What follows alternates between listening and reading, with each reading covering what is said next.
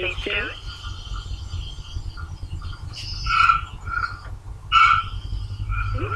Didn't work. Go phase 2.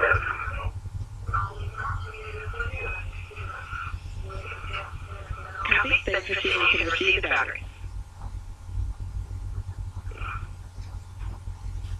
Okay, that's it. That's the battery. Copy. You have the battery. Let it go. And here's what I'll get it over the gap spanner, and then you were doing, you'll hold it up, and let me, I know that I'm interfering with you right now moving, so stand by one, and I'll get this battery out. Okay, and you need to lift up so I can clear the gap spanner and the cable. Copy.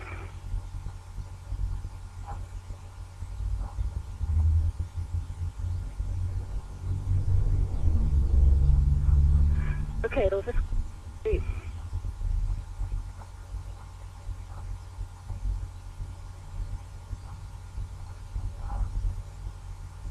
Okay, now you need to go to your right. Copy. A little bit more, and so the edge of the box towards me is canted further down. Okay.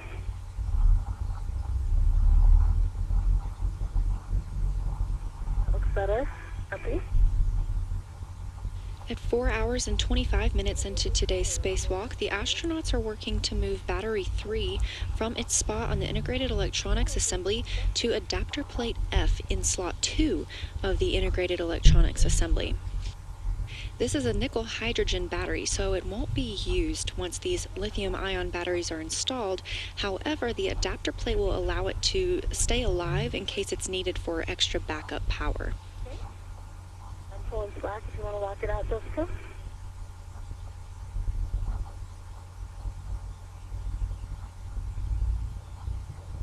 Stop. And we need Jessica's PGT with the 6-inch. Stand by.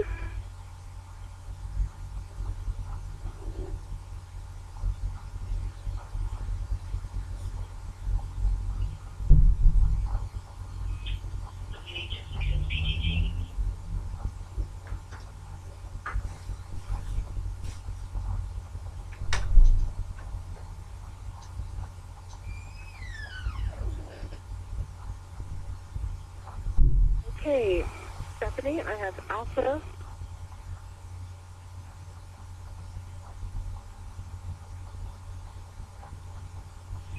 Jessica, we dropped out. I heard you say Alpha. Okay, Alpha 7, clockwise 2. Alpha 7 clockwise 2, and yes, thank you, Christina. Those are good settings. Confirm tape line flush to the HG scoop. Tape line flush. And Jessica, I do not have the alignment, so I'll take that from you. Okay, stand by. Let me get to a better position. Okay. Okay, alignment. Copy. Drive H2, 16 to 17 turns. Be in work.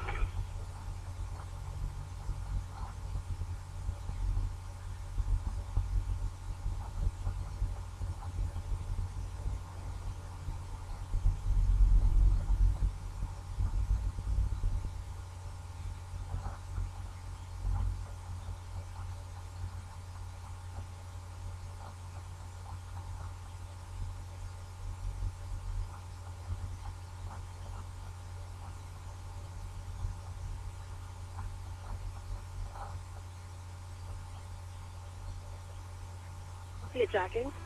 See? I see the indicator's almost in lock.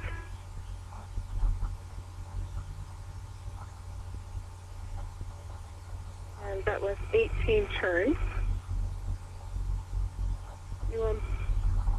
Let me hit it again because I hit the trigger on accident, and I think it was a good torque value originally. So if you don't mind, I'll just go ahead and hit it one more time and get that good green light and a good torque. We concur.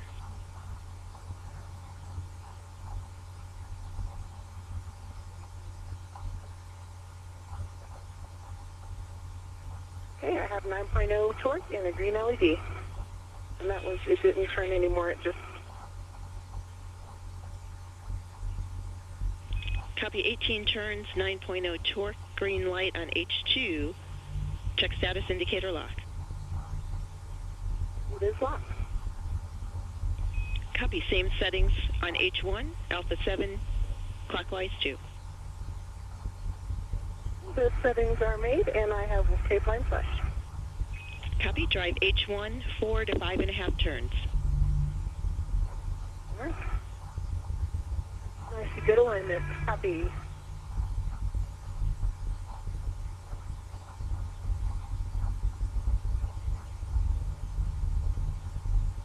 Okay, H1 was driven 5 turns, green LED, 9.2 foot-pounds of torque. Copy 9.2 torque, 5 turns, green light on H1. Check status indicator lock. It is locked. Copy, you can transfer PGT back to Jessica and unlock and release the red. Copy. Okay, that red is unlocked. Copy. I can release it for you. Okay, I've got the PGT. Okay.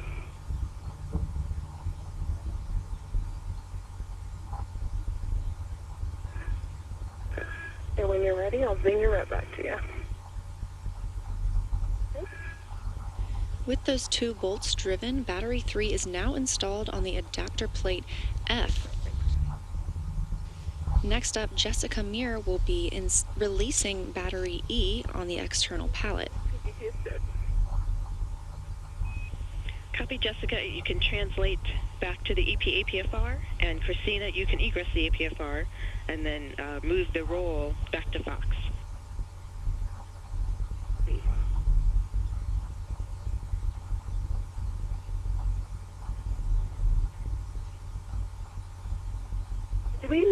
Are we leaving those scoops there for now, or? We have one scoop relocation for Christina. We're moving it from the H1 from the battery in slot 2 to the PFCS H4 at 6 o'clock.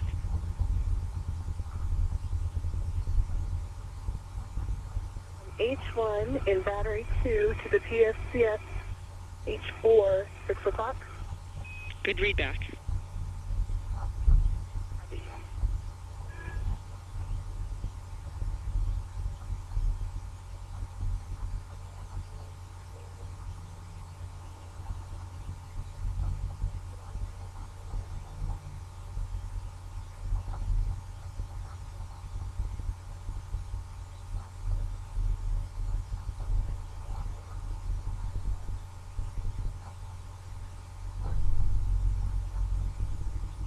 Stephanie, if you want it right now, I am in a very good position to inspect the IEA for the battery 3 pit slot. I believe we're installing the next battery. Okay, we'll take it now. And I see good fins, I see no pod, and I see good pins, and I see a good EMI band. And we copy, thank you.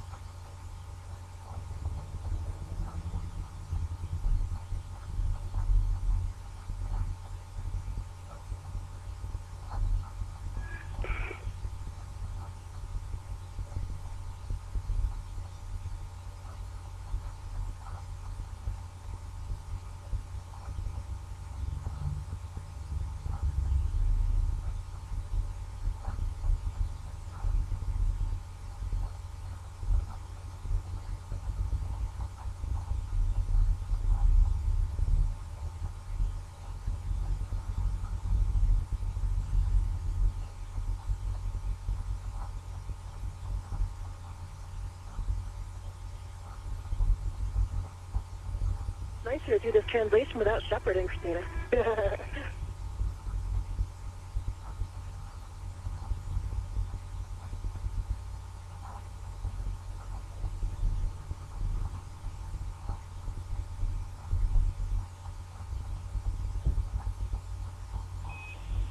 Jessica, while translating, check your feet for tethers.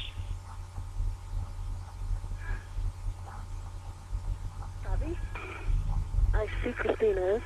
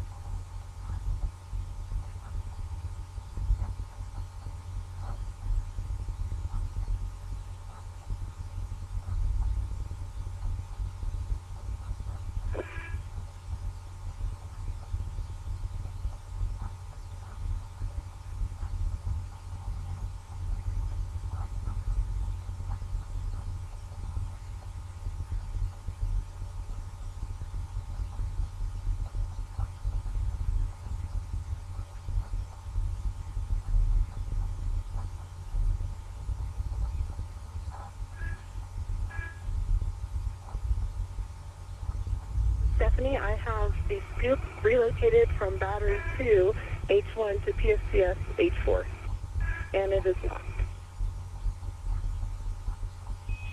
Copy. Nice work, Christina. And you can translate near the EP to be ready for a battery handoff. I'm going to come back up here, Christina. See, I'm underneath your tether. Okay, here, let me get eyes on that, and I can see. I think if I translate back up this way, it's going to come off my back. Okay, I can actually get it if you would like. We head down that way.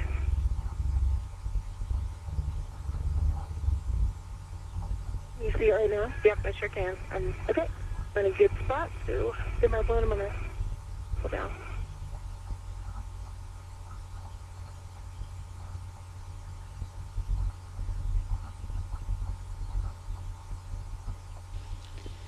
Four hours and 36 minutes into today's spacewalk, and this is a view from the helmet camera of Jessica Meir, who will soon begin releasing battery E currently on the external pallet.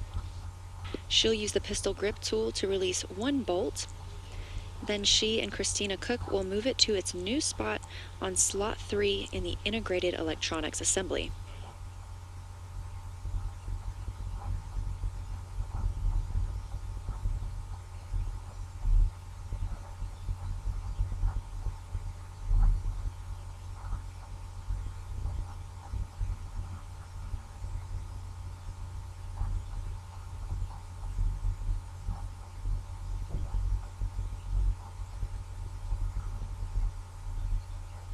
Okay, you're good. It was caught on the back of your PGQ. That's why all your usual tricks to clear it.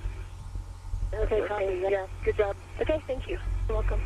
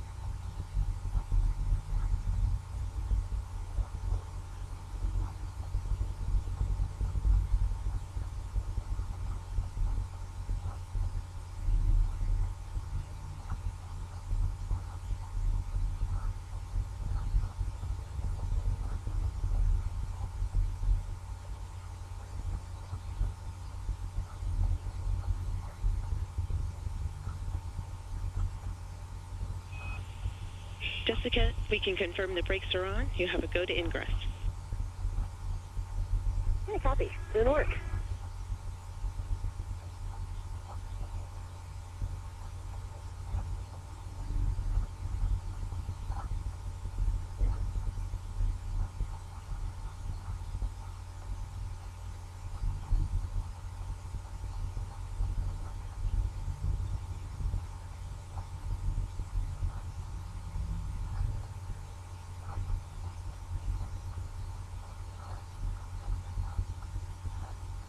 Jessica Meir is now ingressing the articulating portable foot restraint with a beautiful view as the International Space Station soars 270 statute miles over the South Atlantic Ocean.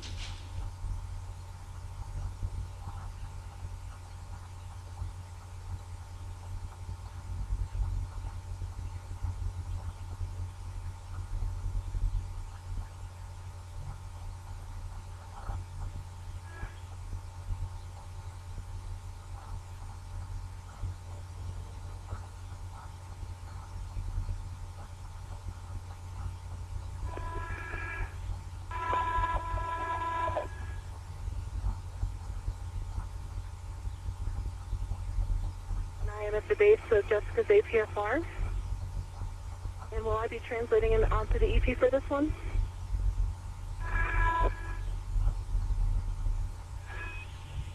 Copy, Christina, and it's not required. Jessica, what would you prefer? You can stay where you are for now. I've got my right foot in. I just need to get the left one down. Okay.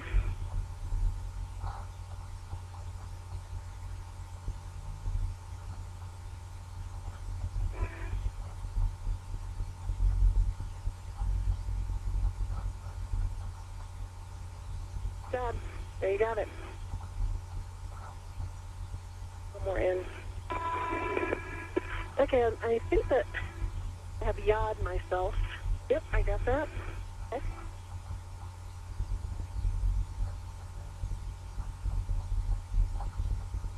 We're going golf on the roll. Copy. Thank you. And I see yaw of...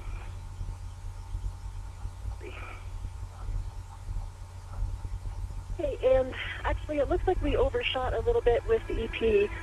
So, Drew, I'm going to need you to come to my right, about 30 centimeters. And Jessica, prior to that, can you double-check ingress 8 stowed and tethers clear? Ingress 8 stowed and tethers are clear. Copy, thank you.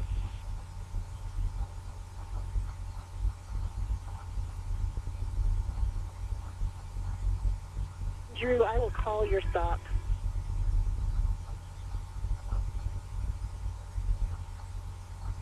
Copy, Jessica.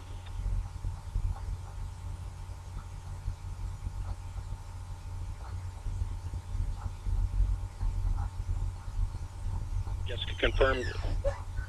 Just one more time. 20 centimeters to my right. Copy. Going into mode.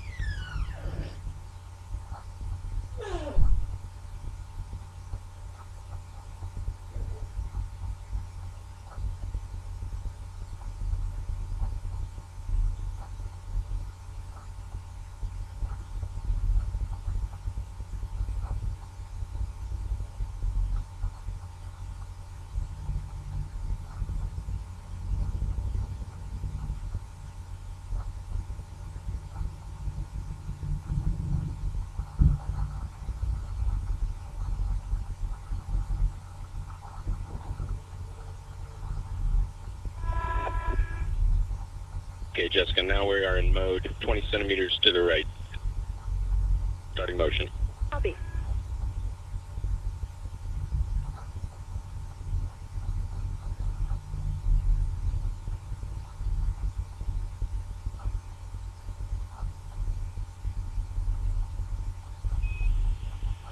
Seconds, so 20-second Motion, handover. continue. Continuing.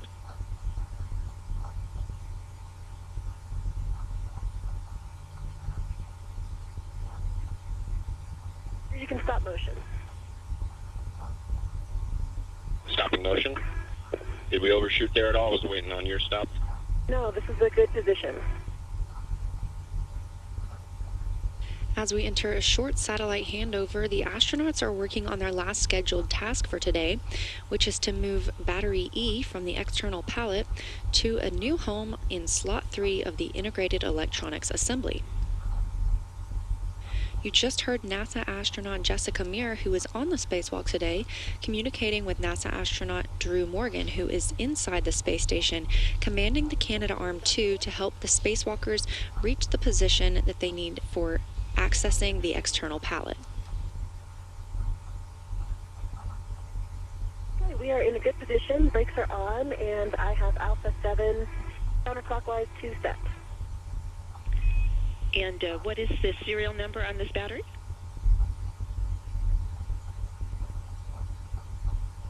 Serial number is 0022. Copy 0022 and confirm you have a RET on the H1 scoop locked out with slack. Can work.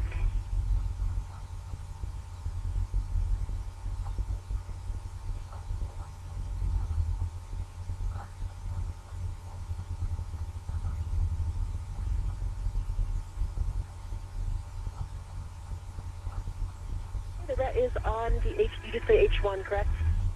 Affirm. Okay, RET's on H1, and it is locked out with slack. Copy. And understand you said to Alpha 7 counterclockwise 2. Confirm tape line flush on H2.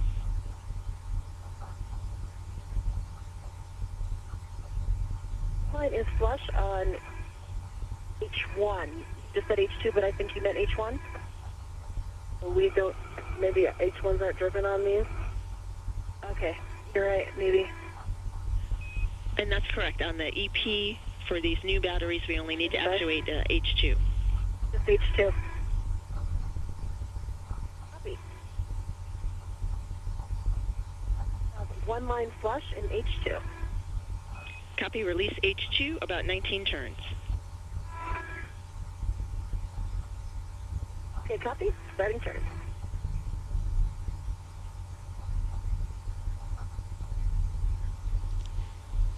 At 4 hours and 46 minutes into today's spacewalk, you can see NASA astronaut Jessica Meir using the pistol grip tool to release battery E from the external pallet on her right. You can also see some shadows starting to fall over portions of the space station as it is about to enter an orbital nighttime.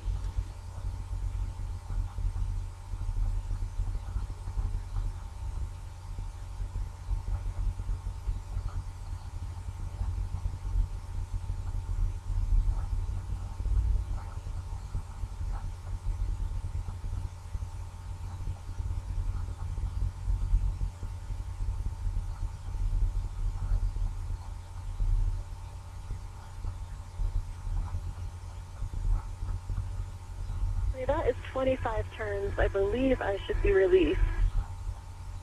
It does look very loose. Okay. And I do see unlock. Copy. 25 turns and status indicator unlock. Can stow that PGT and unlock the RET. Copy.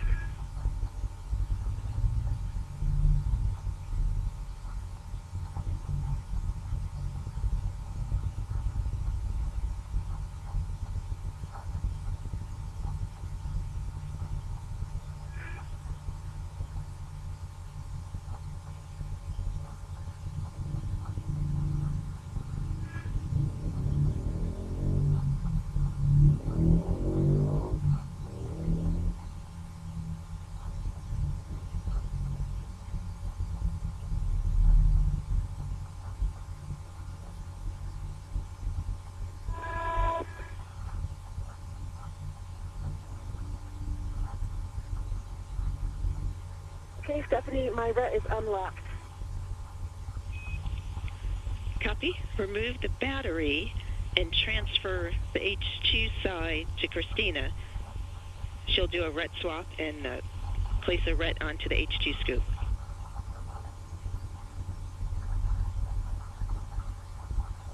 Okay, copy, and work. Okay, and I'm in a good config. I think I'm in a good spot as well.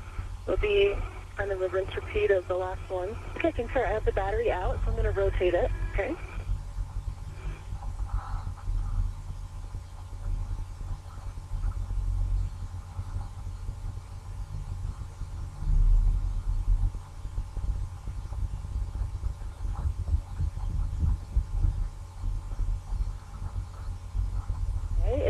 pushing it down. Okay, do that.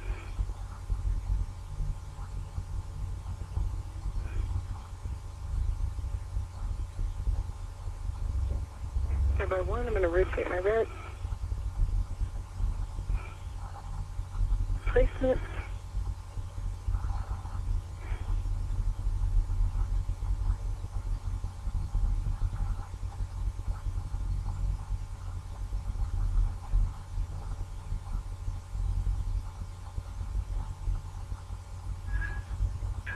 Alright, don't suppose you can move it further down. I'm almost there. Okay, stand by. Let me change the angle so I can push it down more. Okay, and I'm going to do the same. Alright. Here it comes.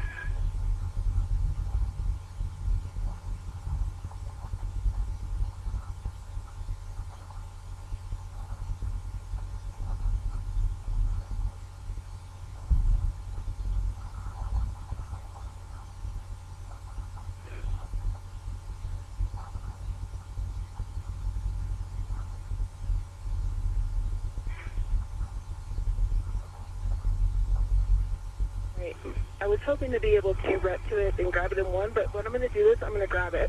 I'm going to have control over it and then ret it and then hand it back to you. Okay, stand by. Okay.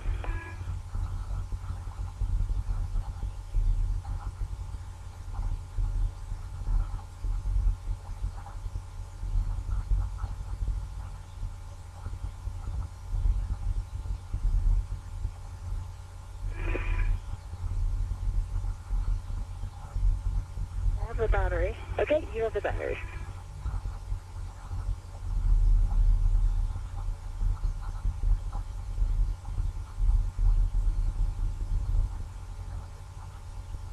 Just watch the fins towards the EP. Copy. And also toward my APFR now. Okay, that. Alright, I have my breath on it. I'm going to take control over it here. Okay, and I am still redded, so, yep, I'm going to pass yours back to you. Okay, great. Nice.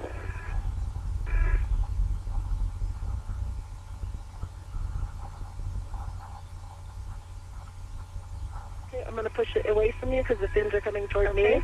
Are you able to grab it, and then I can twist my hand around on the scoop so that I can orient the fins correctly? No, I can't reach the scoop because only the fins are toward me right now. I see that. Okay.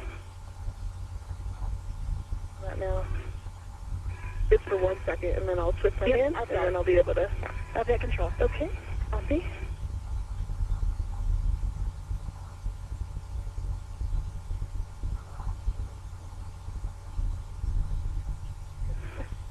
See my hand with this connector. Cool. Okay, come toward me. Alright, let's have fins out. No, I don't, but I will in a sec. Okay, I have the battery. Okay, you have the battery? Yep, and I'm trying to flip it fins out. So up, fins first of all. Yes. Okay, I'm just going to push it away from me because it's getting very close to my plus. I still don't have my rat off, but okay, there we go. Yeah, that's what I was trying to do. Okay, and then I'll come towards you.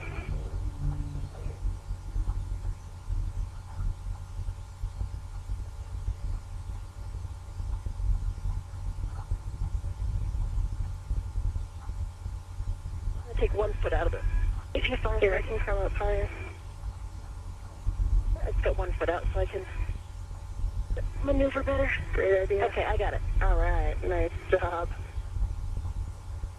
All right, now I'm going to move out of your way.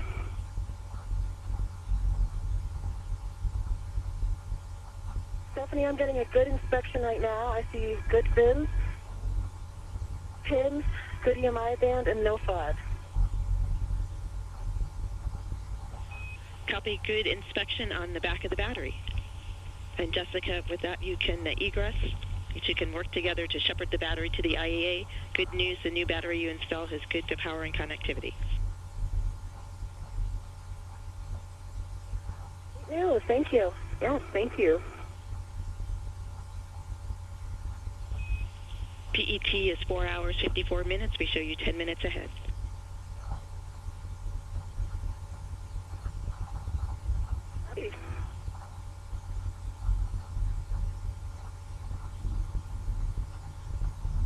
I'm going to spin around here, Christina, so you can help watch my feet. Make sure I don't hit the battery. Okay, and in 5 to feet inboard, you'll be clear of it. Right now, you are not clear. You're coming down over top of it. Okay? Squeeze a little inboard and you'll be good. Perfect.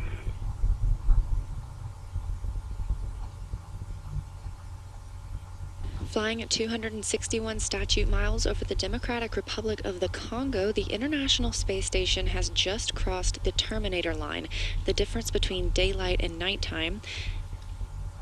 Astronauts aboard the space station see 16 sunrises and sunsets a day as the space station flies about 17,500 miles an hour. Right now, lined up, so the astronauts are about 10 minutes ahead of schedule and just got a report that the lithium-ion battery they installed earlier has checked out and providing good power. They're now working to move battery E from the external pallet to its new home in slot 3 on the integrated electronics assembly. actually I'm going to get the other way. Okay. Copy, no worries. Yep. Perfect. Okay, I have the battery. Okay, you have the battery. Have it.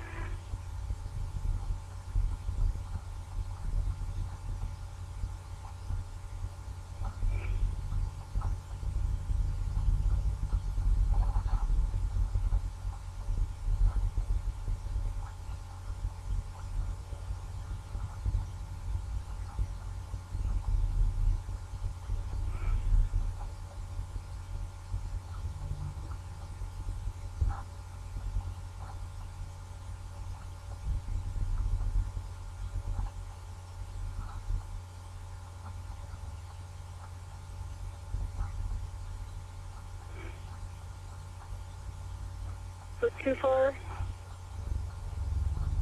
I think I can slide it over to you. Okay. You should be able to get that. Okay.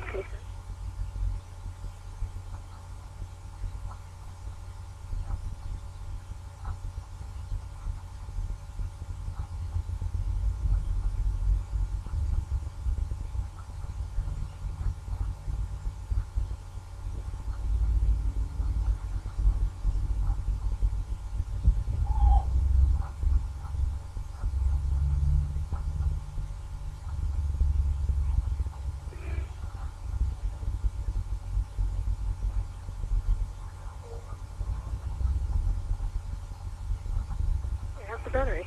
Okay, you have the battery.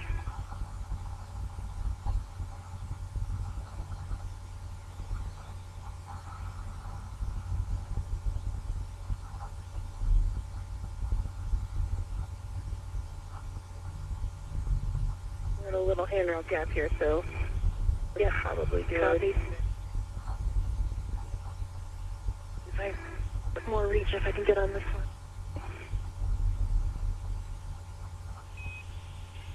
Sunset in 2 minutes. Okay, Christina, I have the battery. Copy. And copy, Stephanie.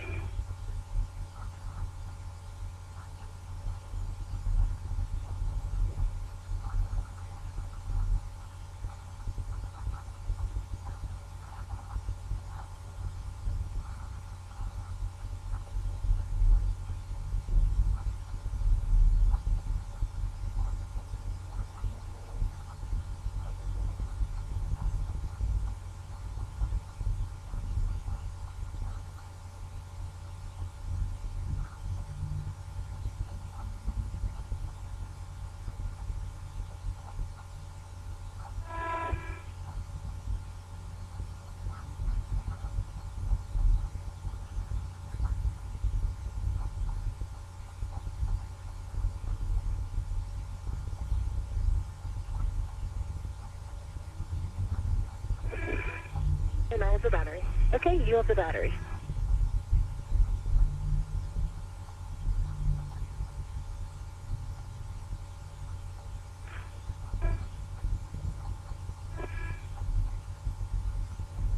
Coming up on 5 hours into today's spacewalk, planned for 6.5 hours, the astronauts have completed 4 of their planned 5 tasks. The first was to move Battery 1, a nickel-hydrogen battery, to the external pallet, where it will eventually be disposed. Battery F, a lithium-ion battery, a new battery, was moved to Battery 1's old spot on the integrated electronics assembly. Battery 2 was moved from external pallet F, and at the same time, adapter plate F was moved into slot 2, the Battery 2's formal space.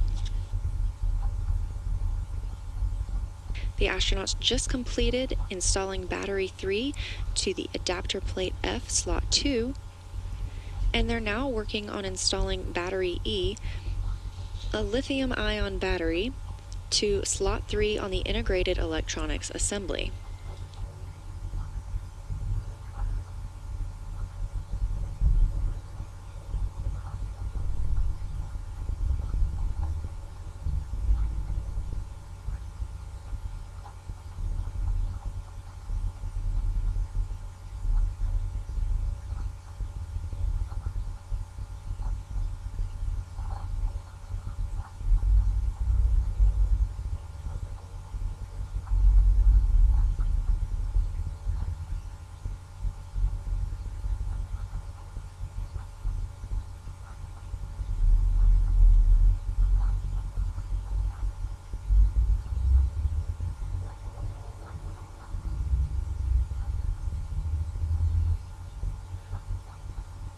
Stephanie, where are we flying over right now?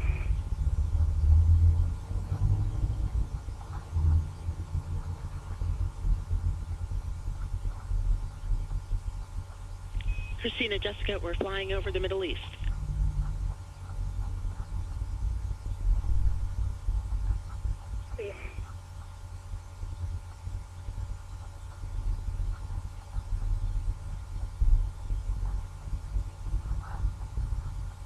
Well, Stephanie, my camera snagged on, what happened is the rep, one of the reps that was on my camera got caught around a loop that's on this thermal blanket on the radiator. So it actually pulled off the metal D-ring. I have the D-ring captured in the ret, and so everything's in a good config. The other end of the ret still attached to me, and the camera still has one ret on it.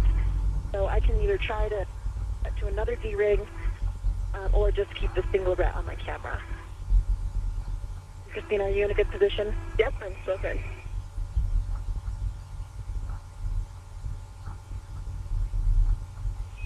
We copy, Jessica. We're discussing it. Okay.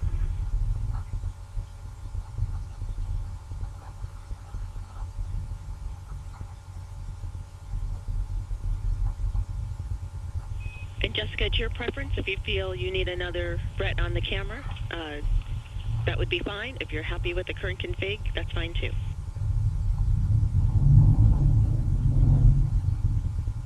I'm happy with the current config.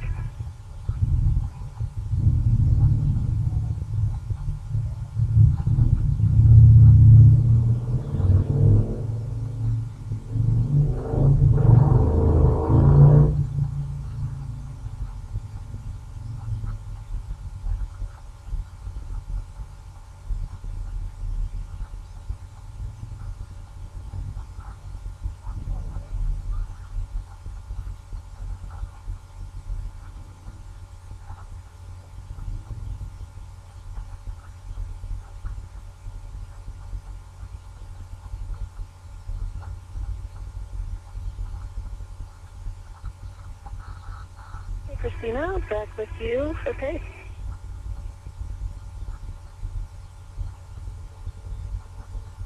I'm biased as far outboard as able.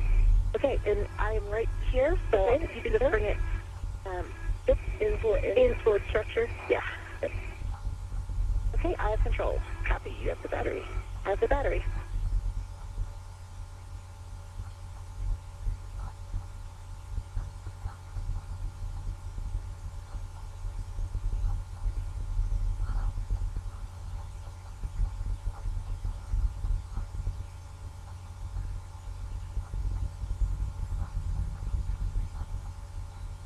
I am at the APFR. We may, I think, probably one more starting. Okay, and I have the battery. You have the battery.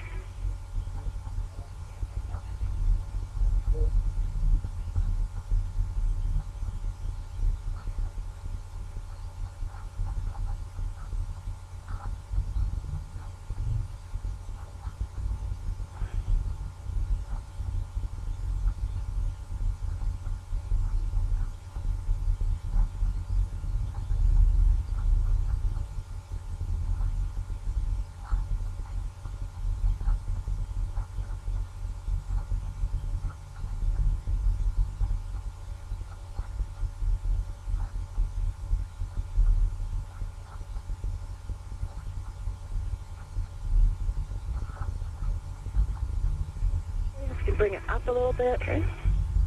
Okay, I have control of the battery. Okay, you have the battery? I have the battery.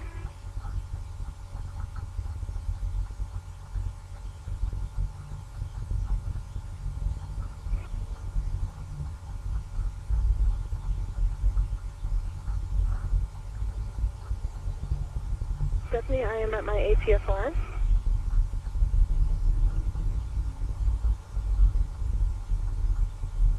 Copy that. Not ingressing it, Jessica. I'm just going to clear each other. Okay, copy.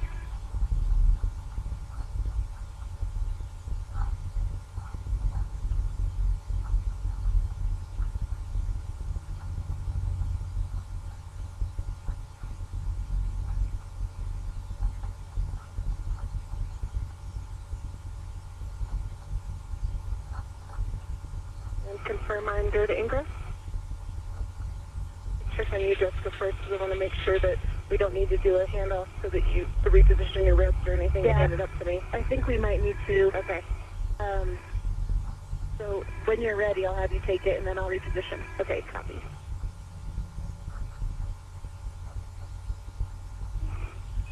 Yes, Christina, so you can assess the gap spanner clear at this time or later as you work together? I have the battery. Copy. I do have the battery. Yep, copy, you have the battery. And then when you're happy, you can ingress.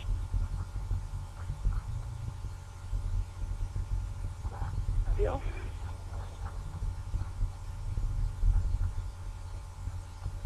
Okay, and we are in the correct orientation, right? The yes, H2 is going to be on that side. Mm-hmm. H2 will be outboard.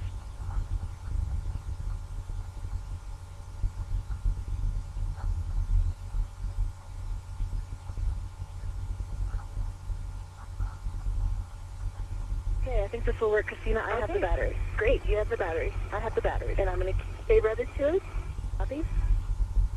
And I'm just going to come down to this handrail. If you see the pull up. Just feel me moving the battery a little bit. Let me know if you need me to reposition it for you before I take off up the ingress aid. Copy.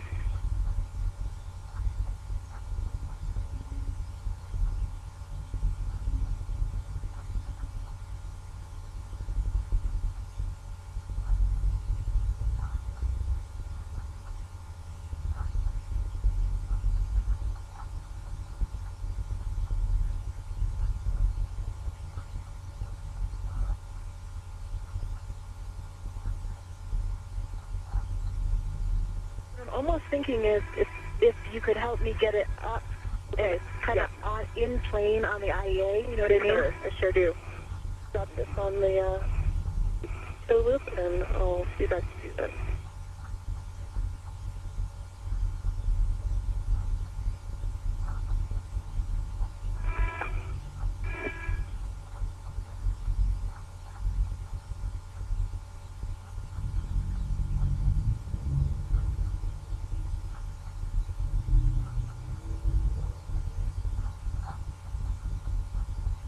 Okay. Up.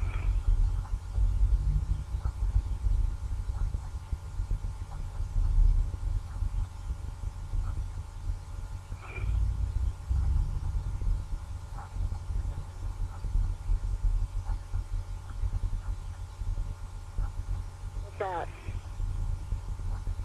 is good, I think. Okay. I think then I'll be able to swing it over to you. Okay, I agree.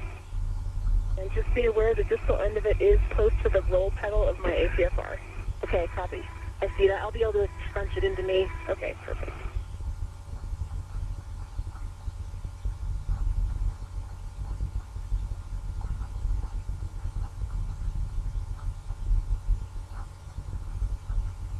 The other watch item is going to be my rep.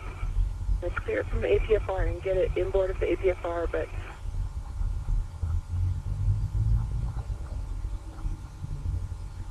and I am clearing it from APFR now.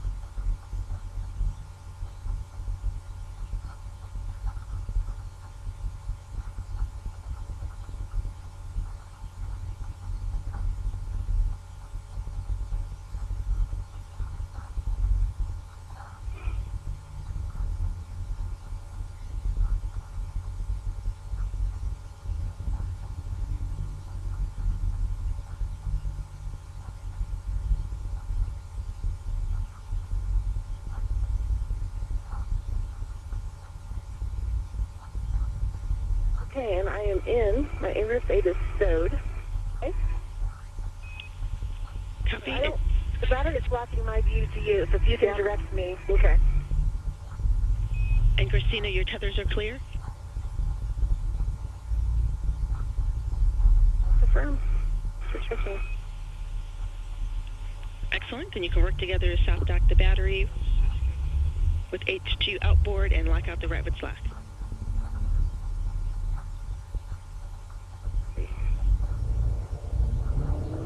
At 5 hours and 12 minutes into the spacewalk, as the station is flying over Kazakhstan, NASA astronaut Christina Cook is in the articulating portable foot restraint and working with Jessica Meir to soft dock the final scheduled battery for today.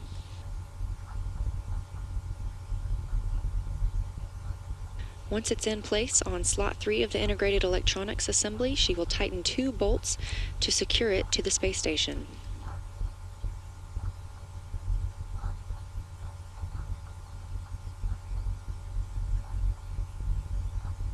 I will translate back over to the other side. Copy.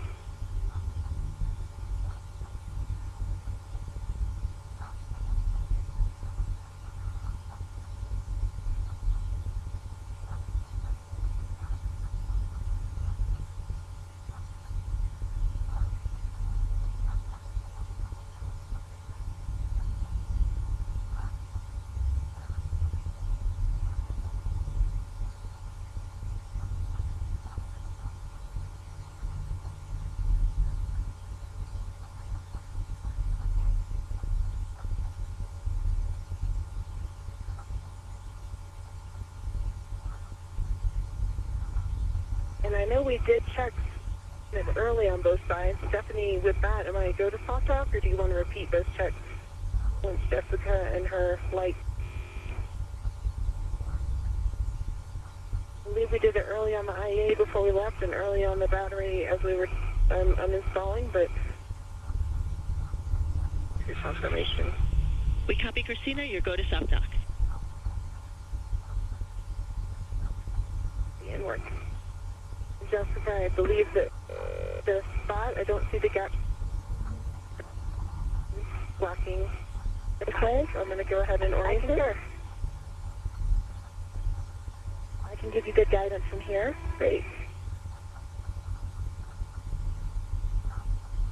Okay, move the battery toward up, so up for you.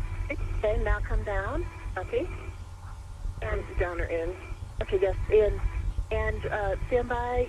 I think that, there you go, that's better. Now you're level.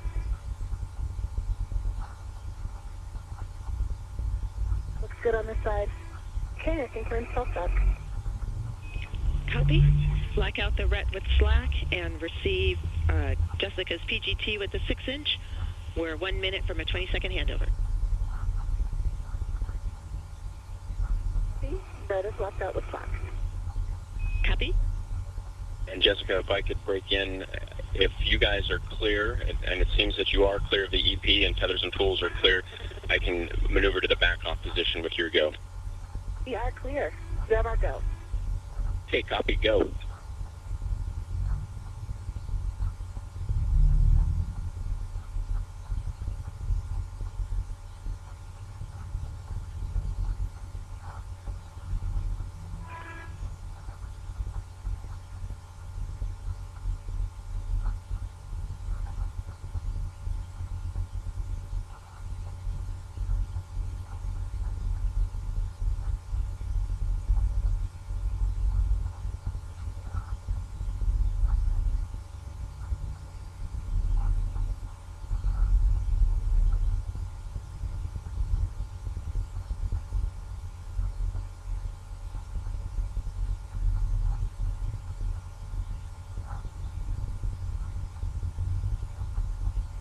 Clockwise 2.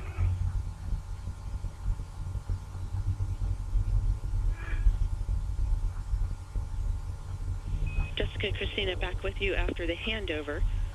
PGT settings Alpha 7, clockwise 2. Okay, those are... I'll give you back pressure here, Christina. Great. Confirm And tape I line. have tape line flux on H2.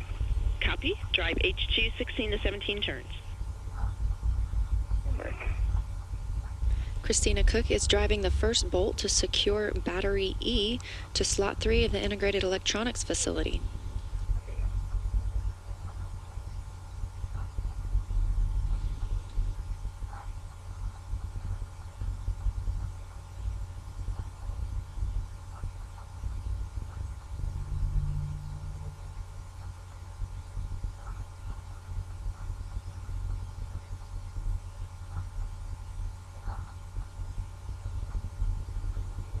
Okay, 17 turns.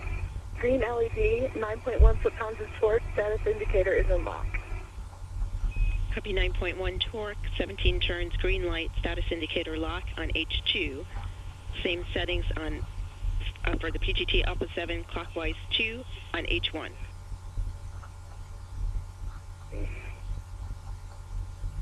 No settings are still set. Confirm tape line flush on the H1 scoop.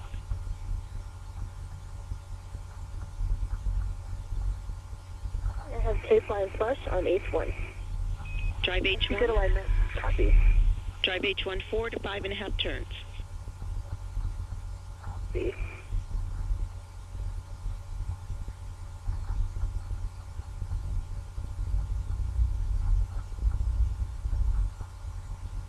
That was 5 turns on H1. Green LED, 9.2 foot-pounds of torque. Status indicators unlocked.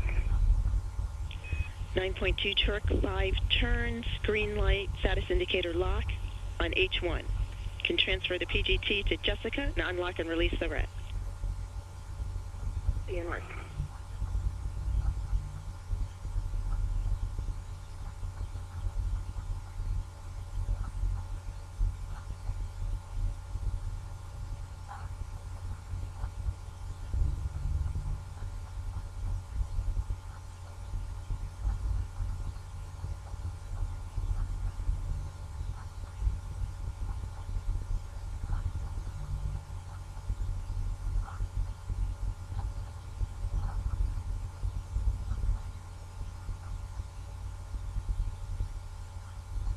My RET is retrieved.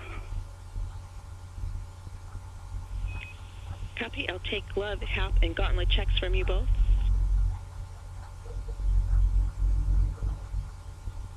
Okay, copy. Stand by. And I can jump in while you're in a good place for that, Jessica. You're light. And I see no changes since my last glove report on my glove. My HAP is dry and my gauntlets are down. Copy. Checks EV2.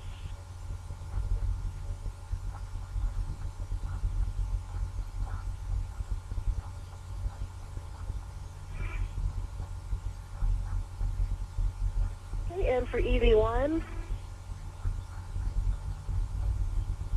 Let's have no changes from previous. Hop is dry, gauntlets are down. Copy checks EV1, and at this time, let's see, PET is 5 hours, 19 minutes. We show we have just enough time to do the 1 battery get ahead, battery 4 to EP Yankee, and wanted to get your assessment of that. Consumable remains the same, over 7 hours for EV2 MedX.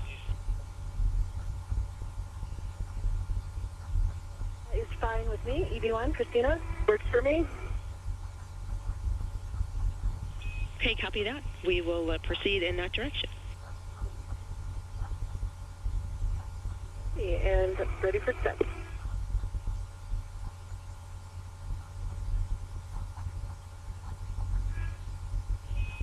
As a reminder, caution not to impart loads into microsquares once torque is broken on the associated bolt. And we are working to release battery 4. At 5 hours and 20 minutes into today's spacewalk, the astronauts have completed all scheduled tasks and are now moving on to move 1 more battery from the integrated electronics assembly to the external pallet in slot Y. And I see, Christina, we have 1 scoop on 4 right now. So maybe you could move one of these before you get out, or else I can easily do it too while you're moving APFR. Yeah, great call. Stephanie, what are our next scoop steps in case we can work in parallel? Yes, we do need the scoop on battery 4H1. I'm sorry. There will be the scoop from battery 2H2 will move to battery 4H1. H2 to 4H1, copy. As the astronauts move into their get-ahead tasks, let's recap what they've done so far. They first moved battery 1, a nickel-hydrogen battery, to the external pallet for later disposal. And from the external pallet, they moved battery F, a new lithium-ion battery, to slot 1 on the integrated electronics assembly. The duo later moved battery 2 to external pallet F, while simultaneously moving adapter plate F to slot 2 on the integrated electronics assembly. The team then moved battery 3 to the adapter plate F in slot 2, and just completed moving battery E, a lithium-ion battery, to slot 3 on the integrated electronics assembly.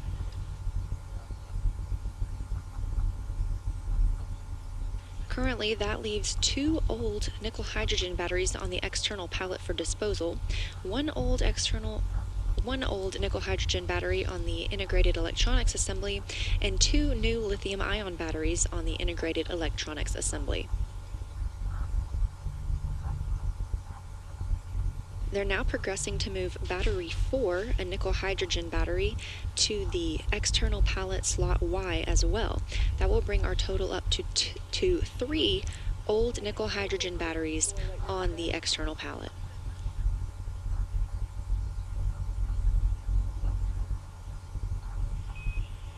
Yes, that's okay.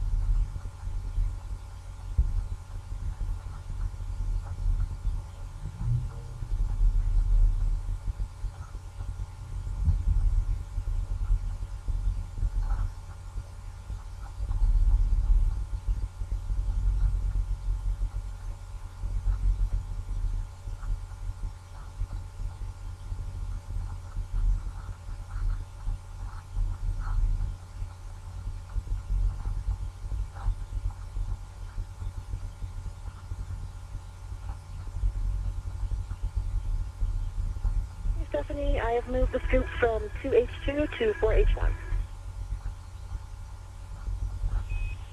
Copy that, and you can position to assist with battery release and fair lead if you feel you need to keep your tether clear of the work site. And Stephanie, I have the APFR installed in with 21, clocking as 12, and I'm going to roll it to the delta position, battery 4. Copy.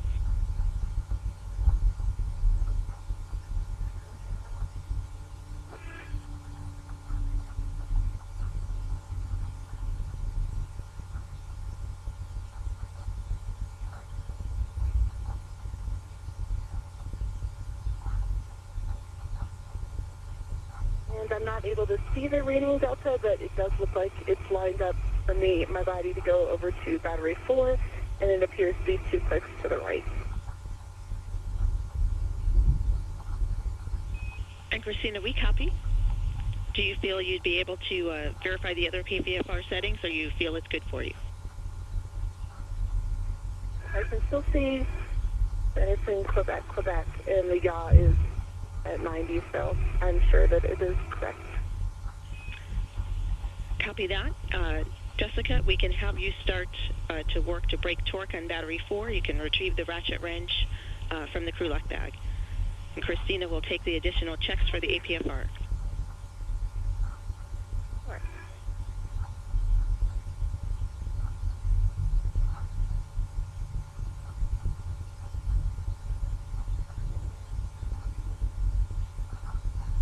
And Christina, for the APFR, I may have missed it, locking collar black on black, the pull twist test, and the pitch knob locked, and that you can push it in. Okay, we do have black on black and a good pull twist test, and my one while I do the pitch knob. Let you know about that. Copy. Okay, I can feel that it's recessed, and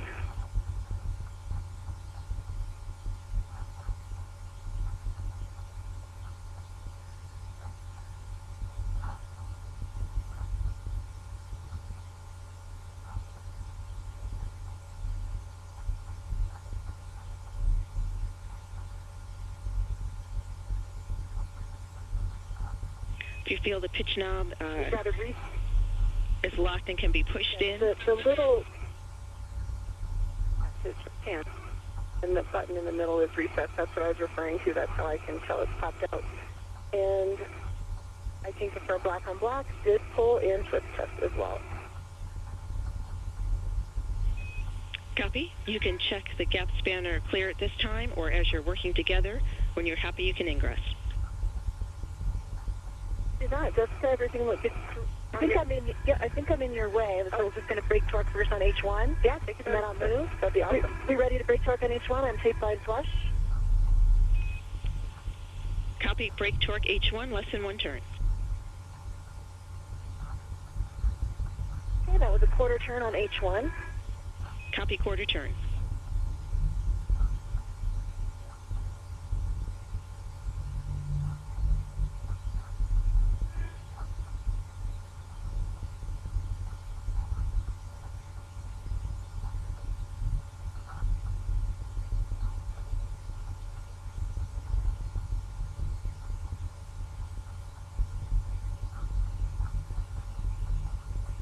And a quarter turn on H2. Copy, quarter turn H2. Christina, I'm going to get out of your way. And I am not going to use these scoops for my ingress, but I can use this one on the view, I believe.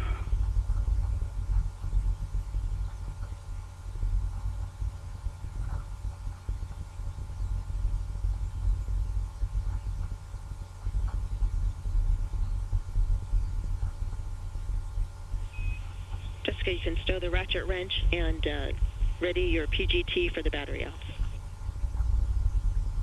Okay, copy.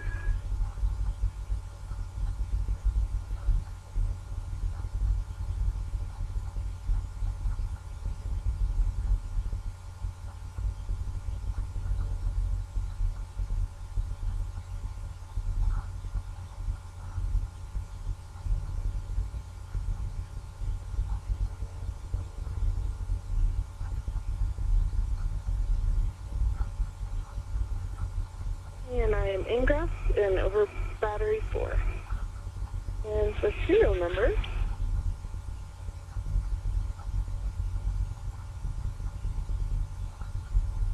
okay, can I get a night light here? There you go. Thank you.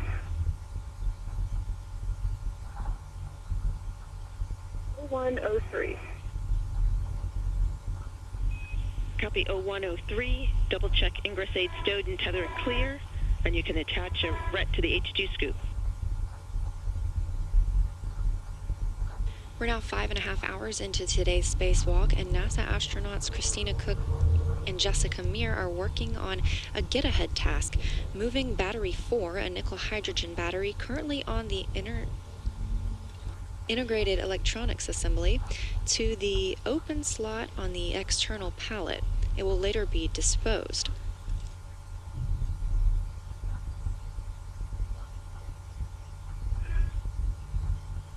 I have a RET on H2 of battery 4. Copy. Double check that it is locked out with slack, and you receive the PGT when ready.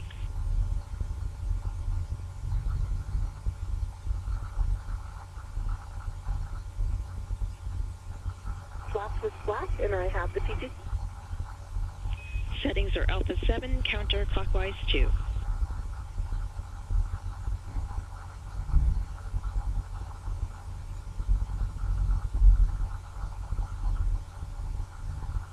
Alpha 7, counter 2. Good settings. Confirm tape line flush on the H1 scoop. And work.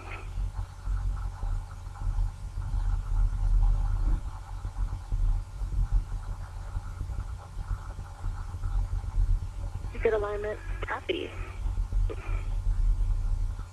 Yeah, I have one line flush on H1. Release H1 about 8 turns. Work.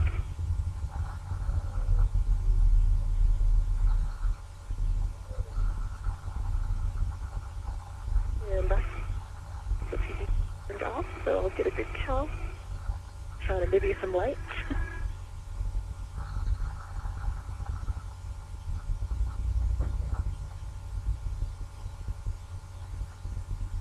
I'll pass. LED test.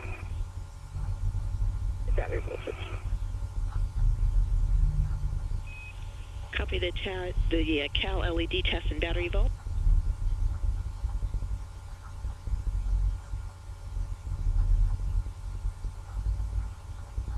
And I have one tape line flush on H1. Copy. Release H1 about 8 turns. 2 minutes to sunrise. Work.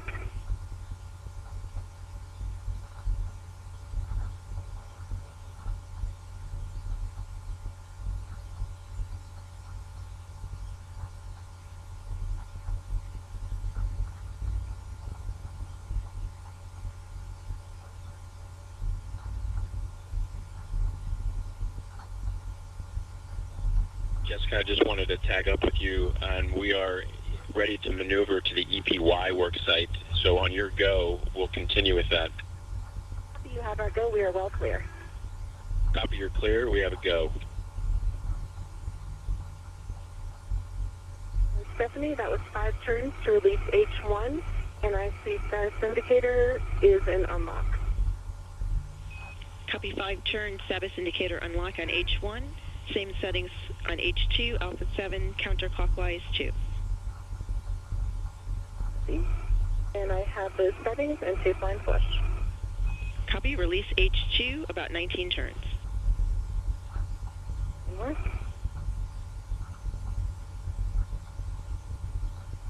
Alignment. Copy. Thank you. I see it jacking.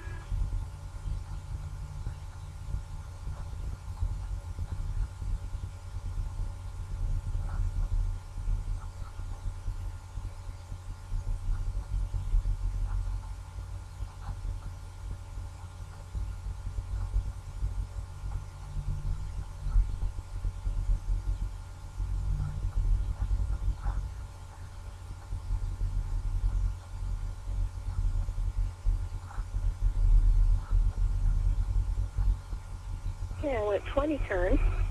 I The status indicator is in unlock.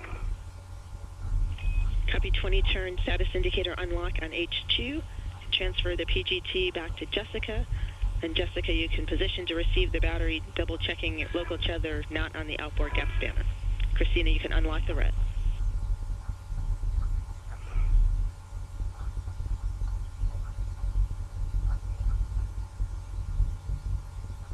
Thank you.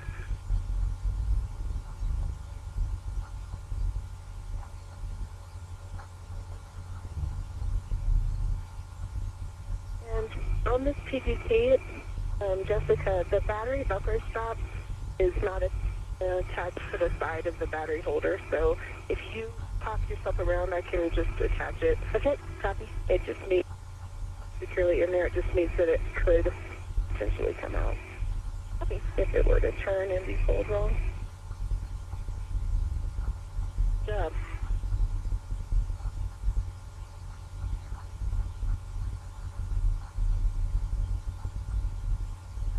Right. There. Hold you back.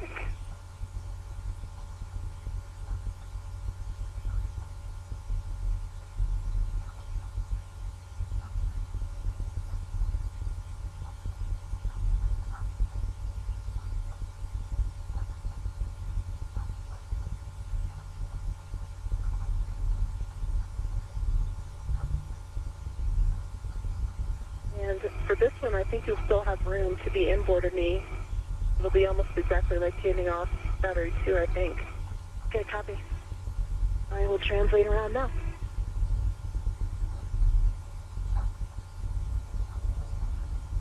I can face your lights in the right direction. Now that the sun's out.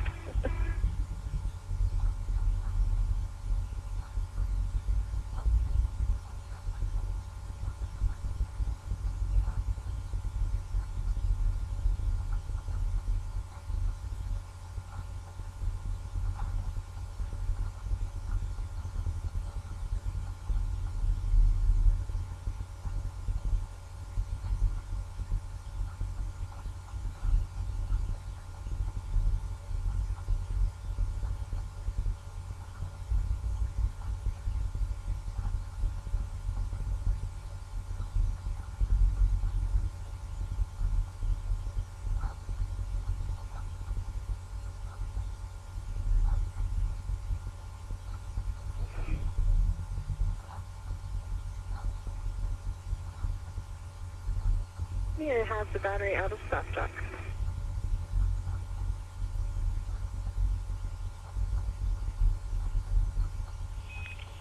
Copy, Christina. When Jessica's ready, you will hand her the H1 scoop. H1, copy.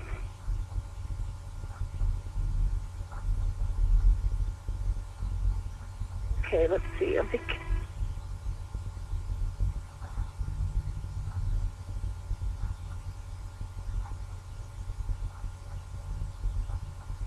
And Jessica, this roll, it definitely seems like you're going to need to be really close to the base of the ATFR. Yeah, I think so too.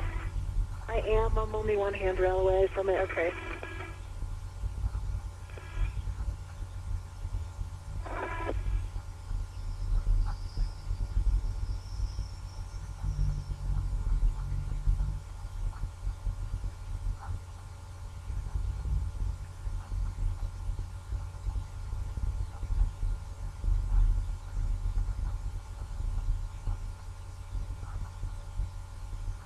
Is that H1 pointed towards you, sensor away from structure? Okay, I see it.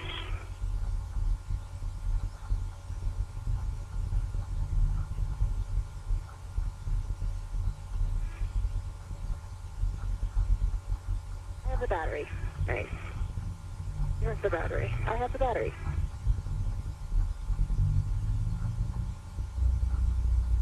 Egressing.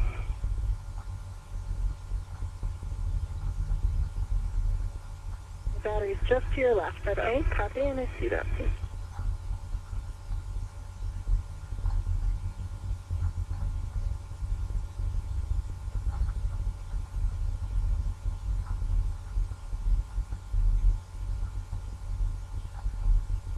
And my like we did before, while I'm here, what do you think about me kind of moving it up and over the ECFR so that it's kind of in line with our translation like this? Perfect. Okay, great.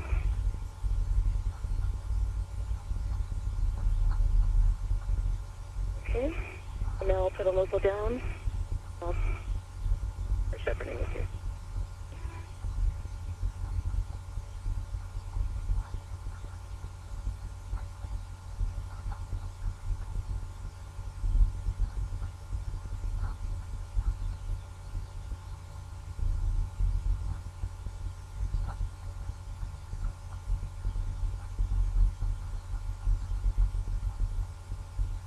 I'm not going to be in your way here.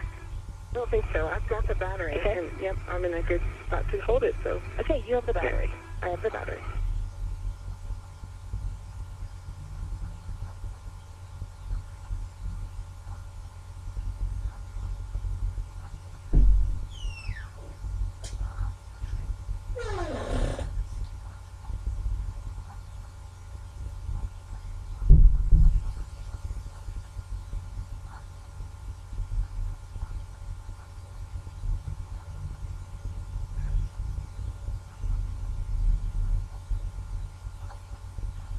I don't think I'm going to be, this is that little spot, so I think, yeah, probably just going to get here.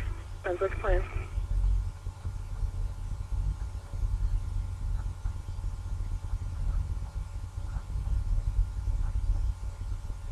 I can get it up for you.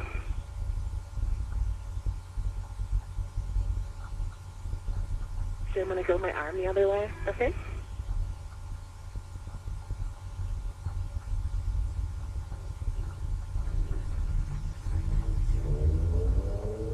I have the battery. Copy. You have the battery. I have the battery. As astronauts Christina Cook and Jessica Meir move Battery 4 down to its new home, they are in the middle of their get-ahead task.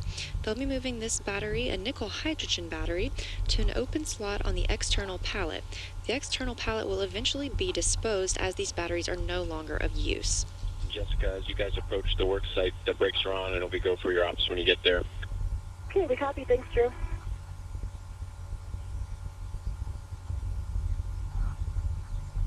All right, if you have it all the way pulled in, and this might be as far as I can go, but if you can, I think I can get to that one. Okay.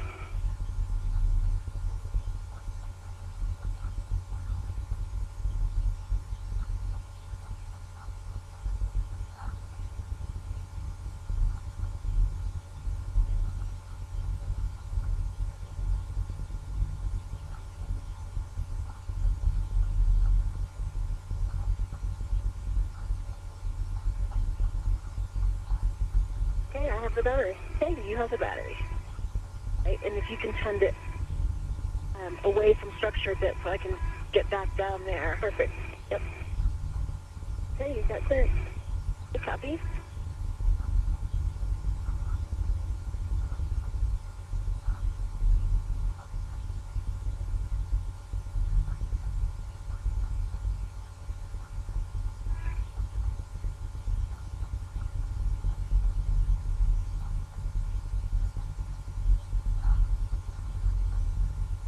It's still coming your way. I don't know if you have another one. Okay, yeah, I can, well, at least to this one.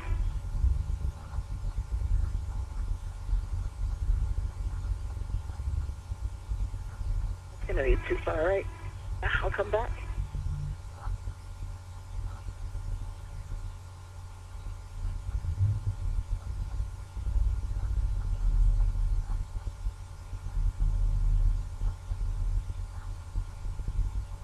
I have the battery. You have the battery. I have the battery.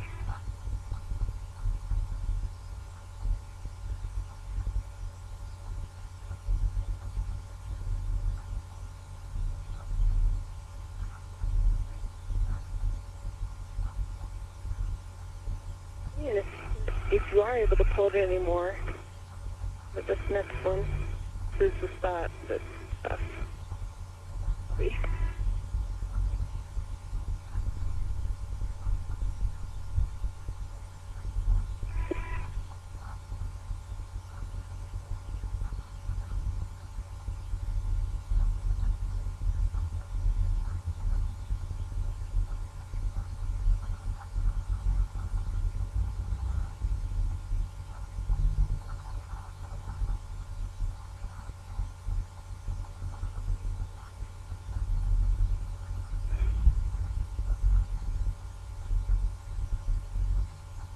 battery? Do you have the battery?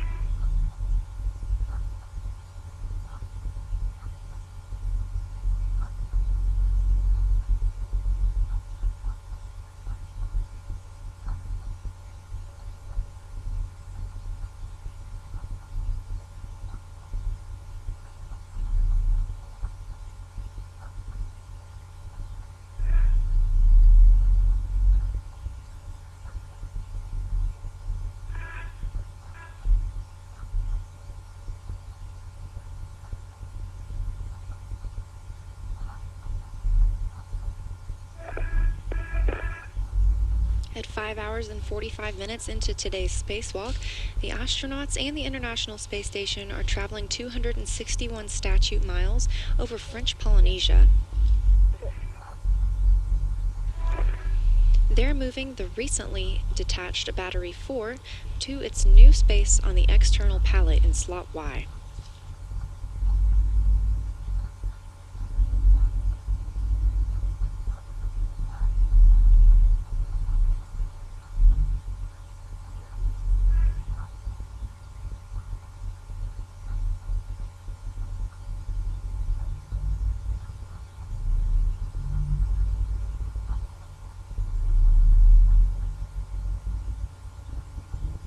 Okay, so we are here,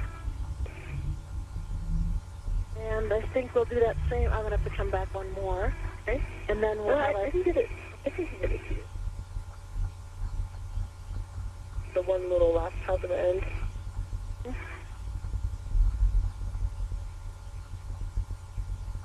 The battery. Here's the battery. I have the battery.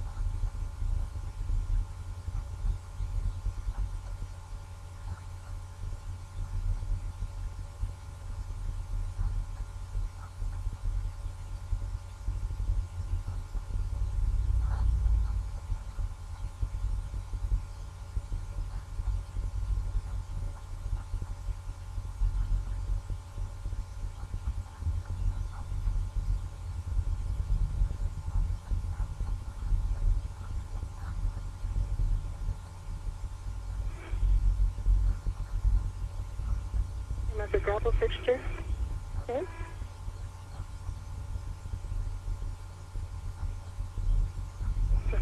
Your way. I think I would like to get to this handle, and then I'll know for sure we're good. Okay.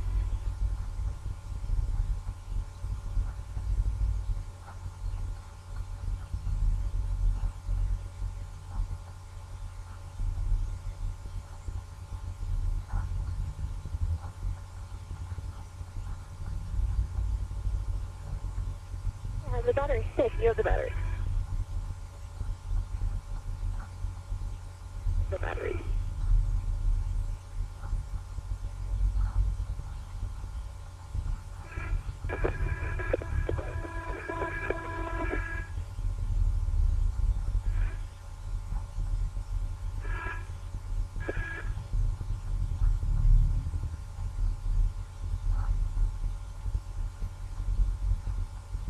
Okay.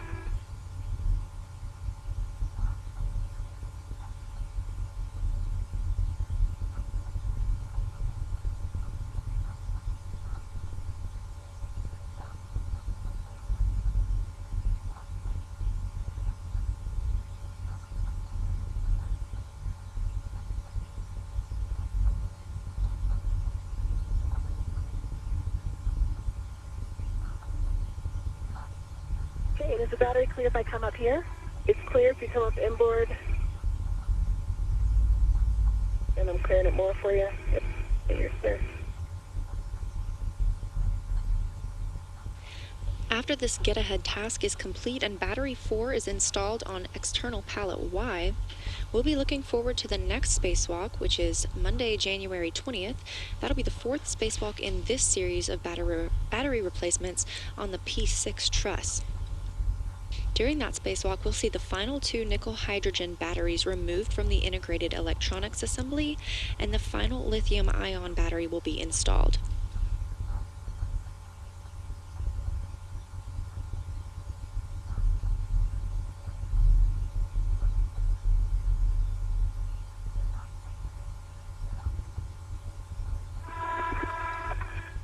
The spacewalk on January 20th will wrap up our work on the P6 truss. However, there are still more battery spacewalks coming later. The final new batteries will launch on a JAXA HTV rocket later in the late spring, and those will be for the Starboard 6 truss, the S6 truss, on the 1B and 3B channels.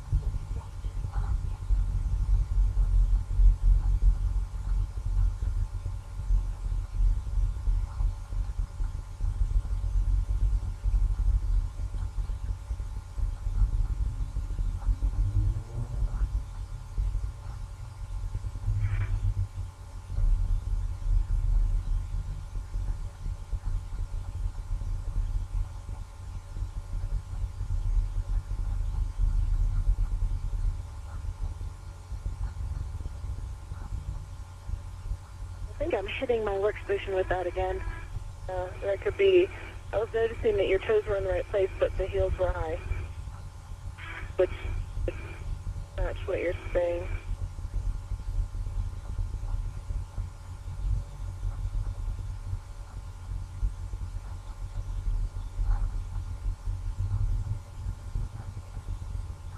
It is, it's right underneath your T-bar, so it's ready to upside down.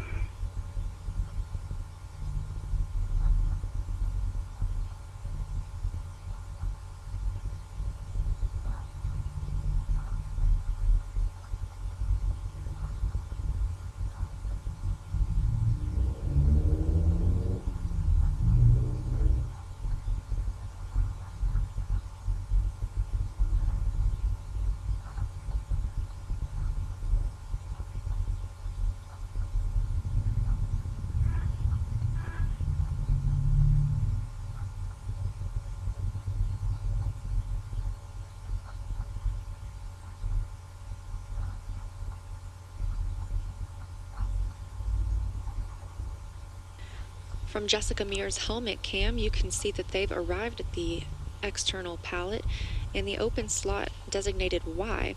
This is where the battery 4, a nickel hydrogen battery, will be stowed.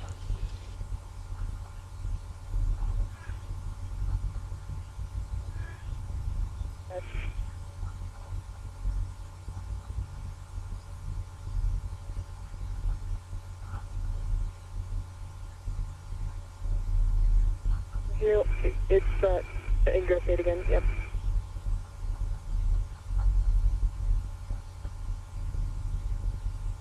Exactly the wrong height, yep. For you and me both.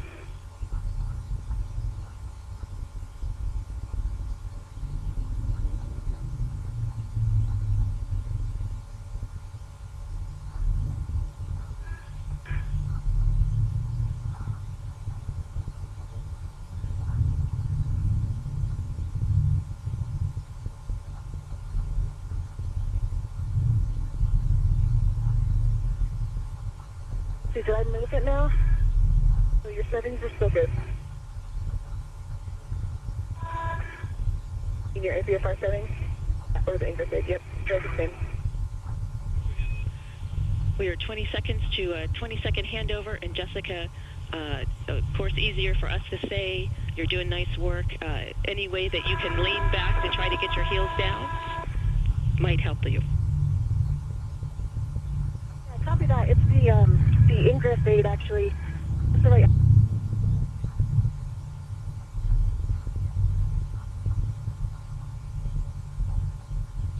Another quick handover of the tracking data and relay satellite systems. Those are the satellites that provide us with video and audio communication with the International Space Station. Jessica Meir is ingressing the Articulating Portable Foot Restraint, or the APFR. That will help stabilize her as she prepares to install battery 4 into external pallet Y spot. Once the battery is soft docked into the external pallet, she will then use the pistol grip tool to turn one bolt and secure it in place. Okay, we have you.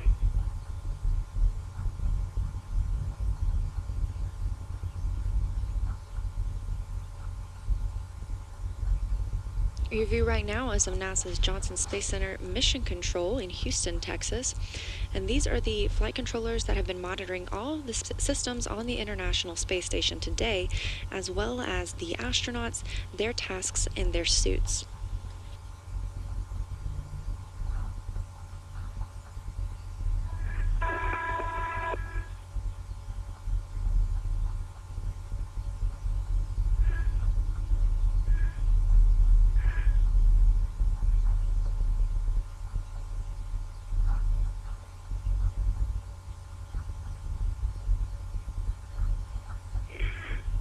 Okay, the left one's in. Nice. Alright. I have the battery for you when you're ready. It looks like the AC is fairly far. Is it about the same as it was for the first install on Z? See if I lean forward. I think we're going to need it a little bit closer to me, and then also a little bit to the left. Okay. But we're only going to have to drive the H2 side, correct? That's affirmed. And you can double check ingress aid stowed, tethers clear, and when you transfer the battery, Jessica, you'll receive the H1 side. Okay, copy.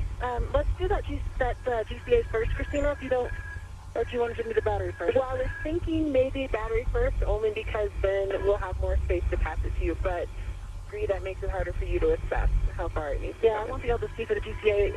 You have to do the GCA in that case. I did the GCA, but so I think we could do it either way. Okay, let's do it first. Okay. Drew, we're going to need the AP about 15 centimeters to my left and 20 centimeters toward me. 15 left and then 15 toward you. I copy. You know H2 is on your left.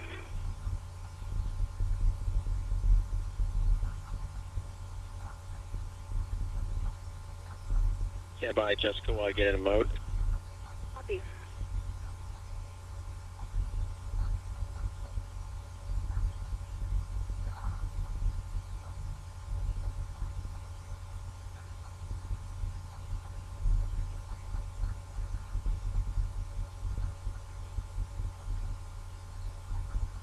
Hey, Jessica, 15 left, starting motion. Okay, copy.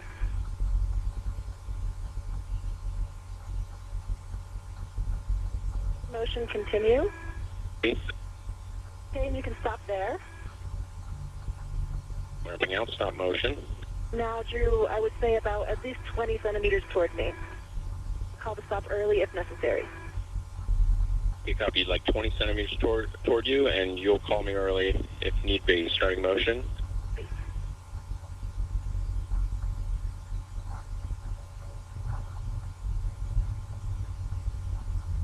We're now 6 hours into today's spacewalk, and the astronauts have completed all of their initially scheduled tasks. They're actually now in a get-ahead task, moving battery 4 to the external pallet. That looks like a good position, Drew. GCA complete. Copy, GCA complete. Brakes are on, go for ops. Copy. All right, I'm going to get this high and then pass you H1. Okay, copy. Christina, stand by. Hold on. Okay, so right now, if you keep going up, we'll hit the edge, on the edge of the AP. Yep. So can you go station aft a little bit, so back to my back? That's good. Perfect.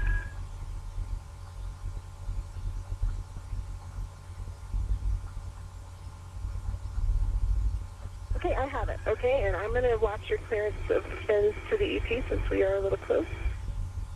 And you're out towards you a little bit. Okay, you have the battery. Copy. All right, you're clear. And how's your ret doing? You want to just remain retted to it? It works for me. It's not too strung out, and I can come close to you now. Okay, copy.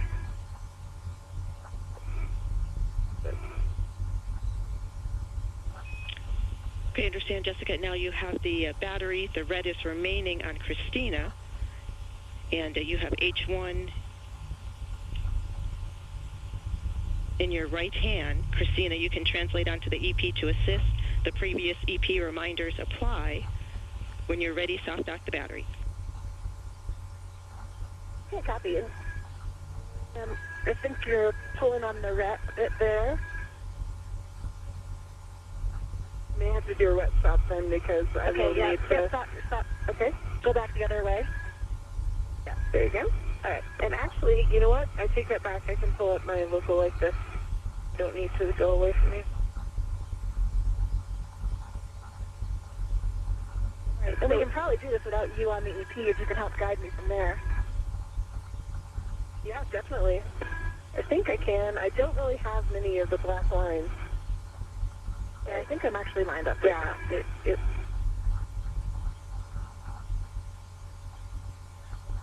I think you're on it. No, I'm not. Yeah. I think I'm trying right. Yep, concur. Okay, a little more to your right. About an inch to your right. Up, and then now down. Yep. And then give it a push. I don't... Stop. Not yet.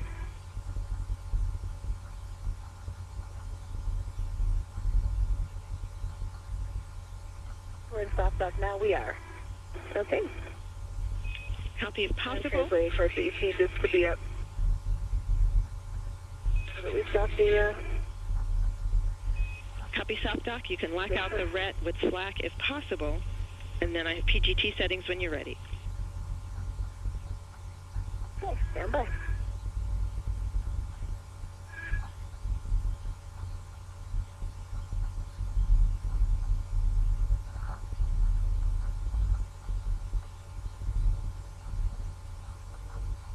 Stephanie, I believe it's Alpha 7 clockwise.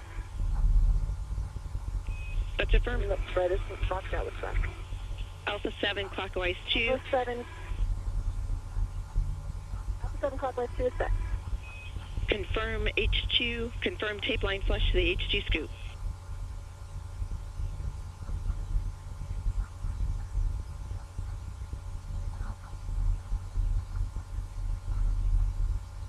Line is flush, and stand by. The PCC is turned off. So. Copy. Can you get a hand on it? Yep. Okay, I've got a hand on it. You can pull it out.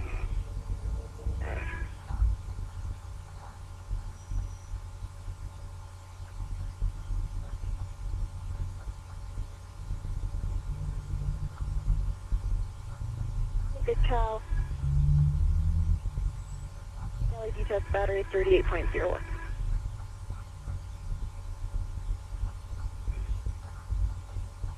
And Alpha 7 clockwise 2 is set. Copy.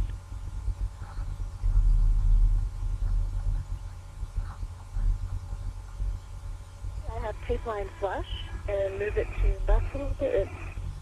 Here, I'll do that. Yeah, I get it. Okay, I'm reading it. So yeah, copy. Okay. Drive Hey, H2, Stephanie, I'm ready for turn. 16 to 17 turns.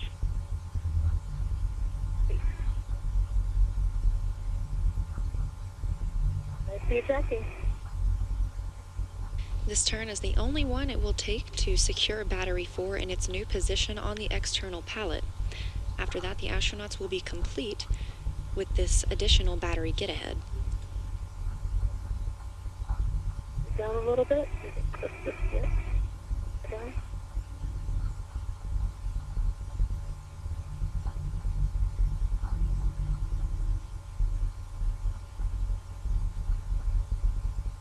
Okay, Stephanie, that was 16 turns, the green light, and 9.1 torque. Copy See 9.1. that the status indicator is locked. Copy 9.1 torque, 16 turns, green light, status indicator lock for H2. Those are good checks. Jessica, you can stow the PGT on your swing arm, unlock and release the RET, and send it back to Christina. Okay, copy. And Stephanie, where are these scoops going? Jessica, Christina, we're going to fast forward a bit, and we are skipping the scoop ops for this EVA. Okay.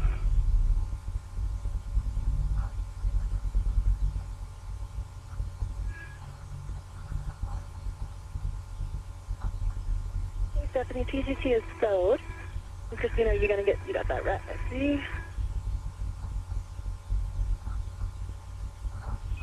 Copy, Jessica. And Christina, once you have the RET retrieved, you can translate back onto P6 structure.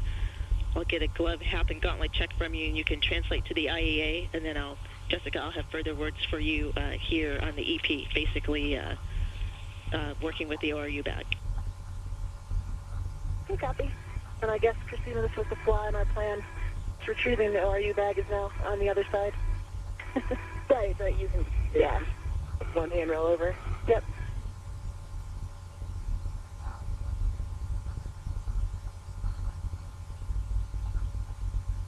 All right, and my RET is retrieved. Copy.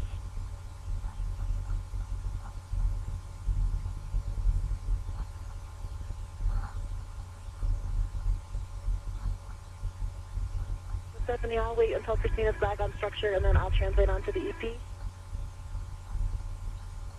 Copy.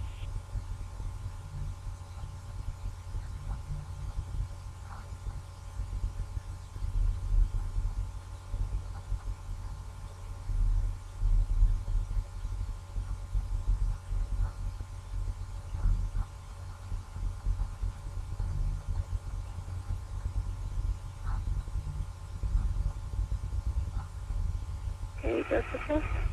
Yes, we'll be able to make this translation direct. Okay. Put it on your APFR.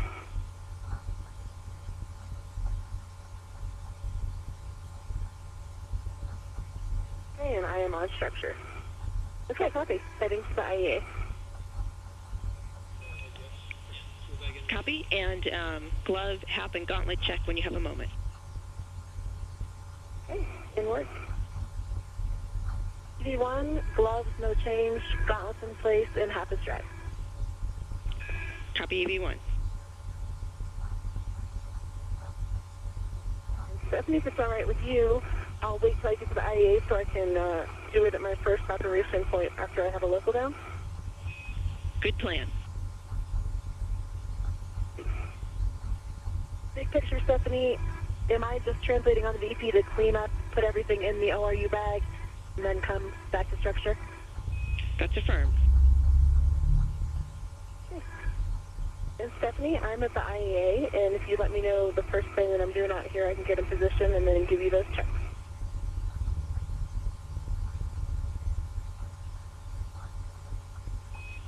Copy, Christina. First for you, you'll translate to the crew lock bag to retrieve the socket caddy. Basically, you're going to deconfigure the hex driver on the PGT, place the hex driver on the socket caddy, and then retrieve the PGT with the RET and adjustable and stowed on your swing arm. Yeah.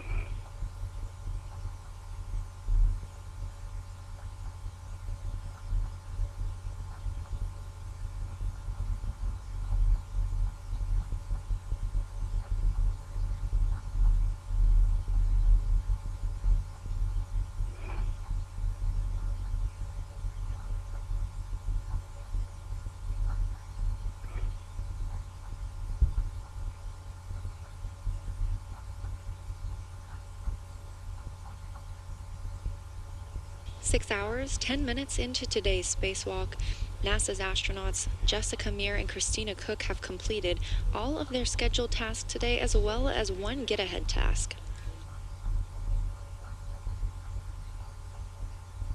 They're now preparing to clean up their work site and then ingress back to the International Space Station's Quest airlock.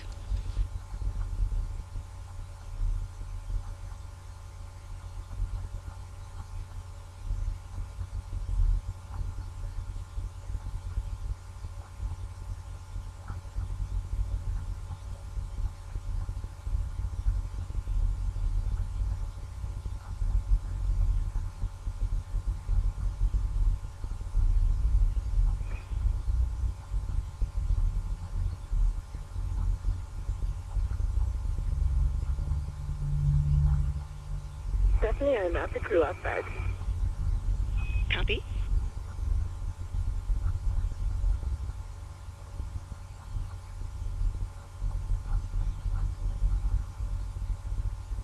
I'm at the ORU bag. I'll start packing it up. Copy. The hex driver from the PGT can go on the pin ret that's stowed in the bag.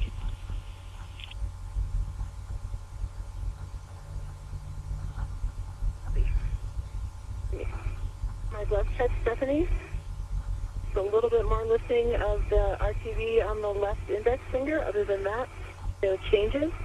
I have, and my gauntlets are down. Copy. Checks EV2. Thank you.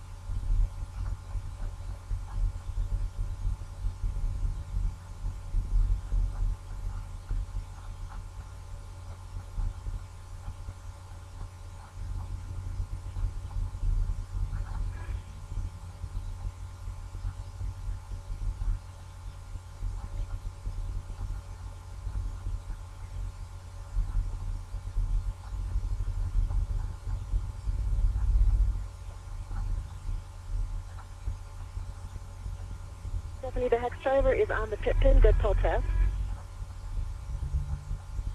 Copy. Jessica. And I have been at a test on the socket caddy with a good push pull test, and that came off of the PGT, the crew lock bag. Copy. Christina. Jessica, we can take an inventory of the ORU bag when you're ready. Okay, copy. I see a trash bag on a ret that is on one of the internal loops. I see a double ret series attached to the PGT, also on one of the internal loops. I see an adjustable tether, which is also on the loop, and that is connected to the GoPro. I see a round loop, the ratchet wrench with the hex head on it, and the palm wheel, and that is connected to 2 rets in series to an internal loop.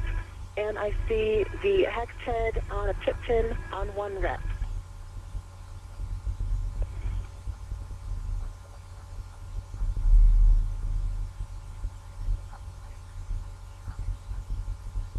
Copy. Checking.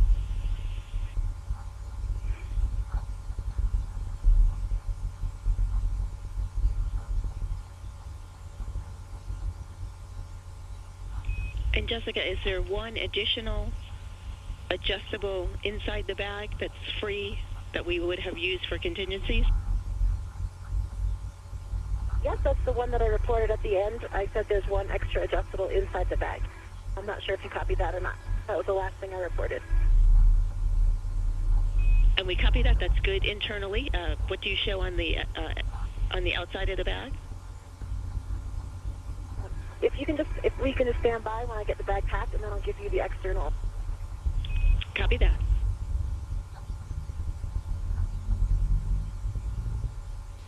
At 6 hours and 15 minutes, cleanup is going well for both astronauts. This view from Jessica Mears' helmet camera, number 11, down in the bottom right-hand corner, and you can see she is taking inventory of the ORU bag, or the Orbital Replacement Unit bag, and this holds a lot of the tools that she used today. Oh, negative. I forgot about that step. Thanks for feeding me that. Stephanie, I think I figured out our confusion there. There's also an adjustable on the TGT, so maybe that was the one that you thought I'd reported. That one was not previously reported. And we copy that. Thank you.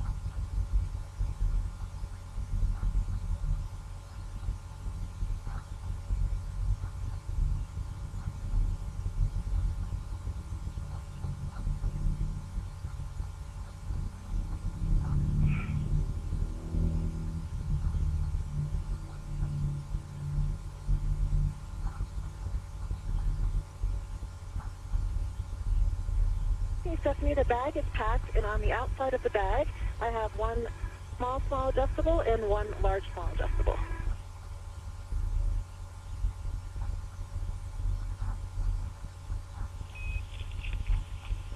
And we copy that. That's a good config. You can stow the ORU bag on your BRT.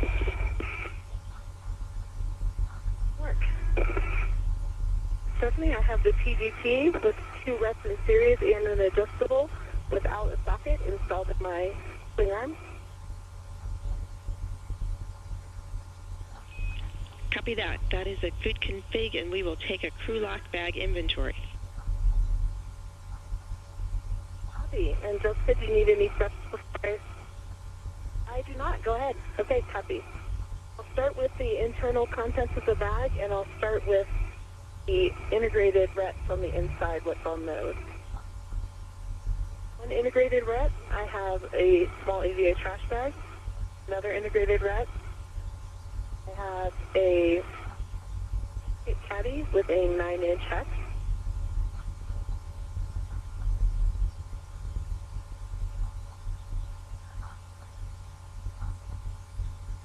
On another integrated ret, I have a round scoop.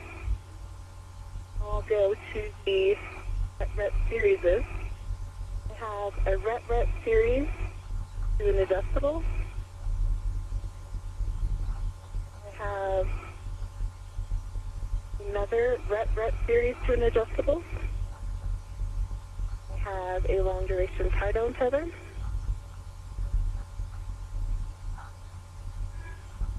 And I have a third ret series to an adjustable.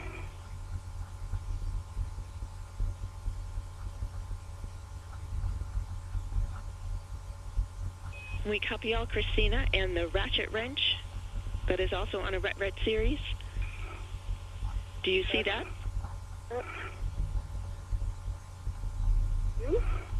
There's a ratchet wrench with a palm wheel and a 6-inch wobble socket on it on a ret series.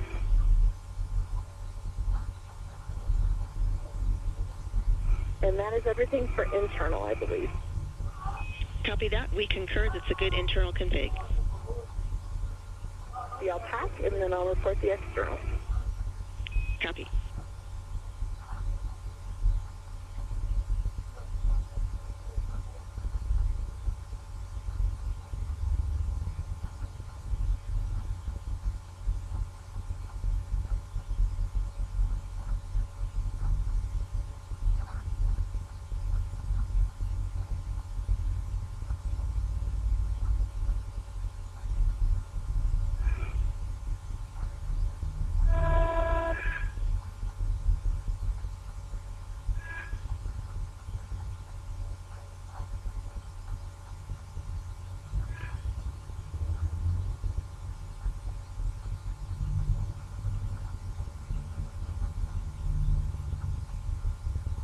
Hey, Stephanie, I have the ORU bag on my DRT.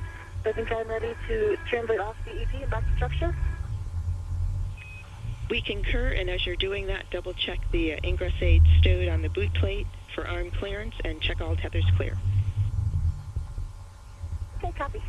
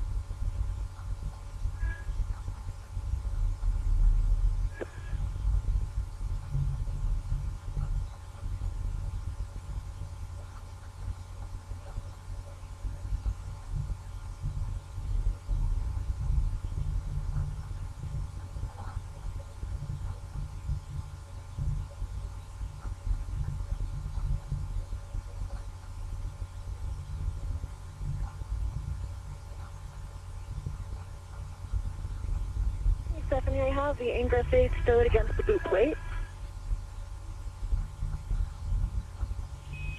Copy. And when all tethers are clear, and once you are 5 feet from the EP, you can give Drew a go to maneuver to the backup position. Okay, copy. Stand by. And Stephanie, while she's maneuvering, if I have a sec, I can give you the external crew out bag, Victoria. Copy. And we're ready. Yeah. And if I can just interject, Drew, we are well clear. You can move the AP. Okay, copy. Jessica, understand you and Christina are clear. All tethers, tools, ingress aid are all clear. And I have a go to maneuver to back off. Have a go. Have a go. And on the external, I just have the large, small adjustable as well as the small adjustable going to a helmet light.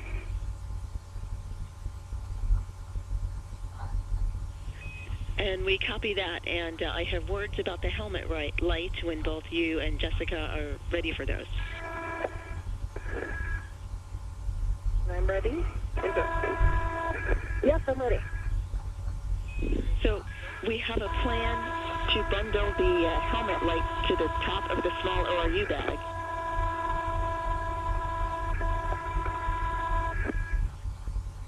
Copy. Copy. So Jessica, as you're translating back, you'll stop at the IA and pick that up. I'll have words for you on how to bundle it. And also, if you would, as you're translating, We would like you to inspect the location where you think the D-ring separated from the camera, just to check if there's any additional sod or anything that looks off nominal. Okay, so, Stephanie, am I waiting here for Christina to translate to me, or am I translating outboard? Yep, you're going to go outboard to meet up with the helmet light. Okay, copy.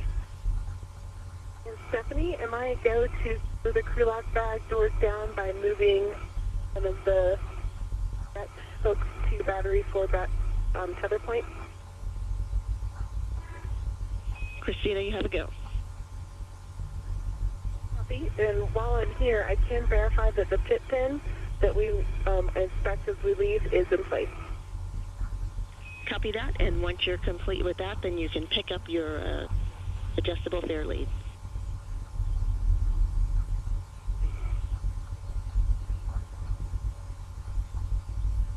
Well, our battery 4 tether point plan is not going to work. Battery 4 is not there. How about Yeah, that's a good point. DDCU, or the DCSU?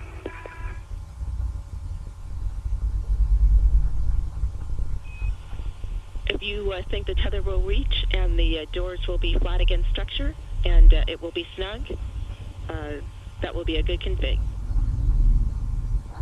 Copy, I'll evaluate that and let you know. And Stephanie, I have the GoPro outside of the ORU bag right now. Is it okay to leave it like that?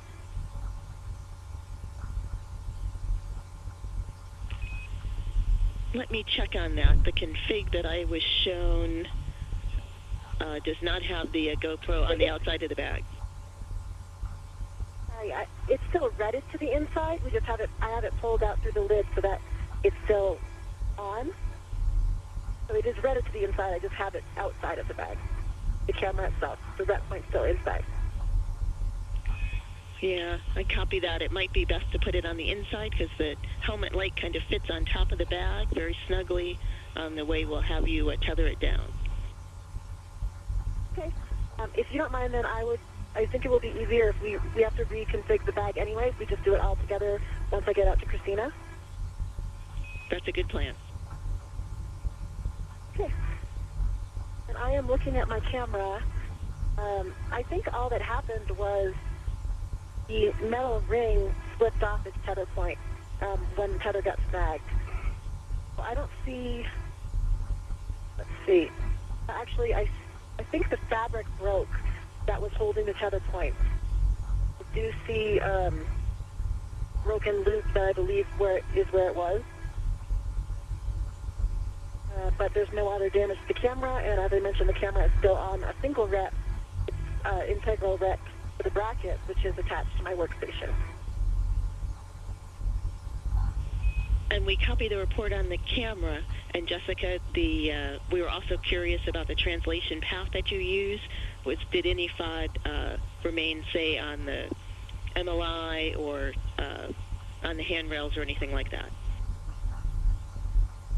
Oh, all that had happened was the ret, a small ret that was on my swing arm, actually hooked a loop of the MLI covering the radiator. So it was like I had tethered it. It went right through the hook. So there was no damage there. It just, the tether was just around that loop. So I had to open the tether, obviously, to remove it from that loop. And we copy. And so at that location, is there any FOD on the MLI? Exactly where I am right now. So I can, I'm in good position to do a good look. And note, there is nothing here. I can just see, I can see the loop that it was caught on. I don't know if you can see in my WVS. There are these loops that have like a gap spanner holding the thermal blanket on, and it through one of those loops. And we copy. We have a good visual, good inspection. We show that complete. You can continue. Okay.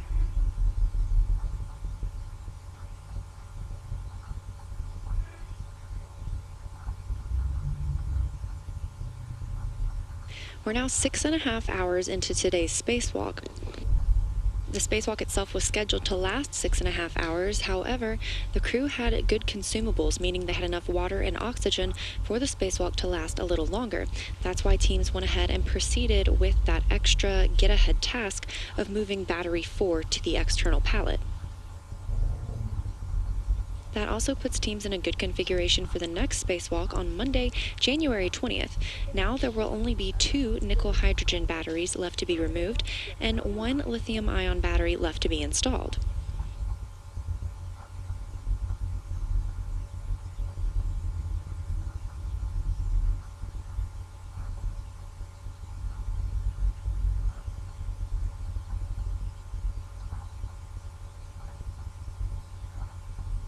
Our spacewalkers are now cleaning up and starting to head back to the International Space Station's Quest airlock as the station flies 260 statute miles over Nigeria in an orbital nighttime.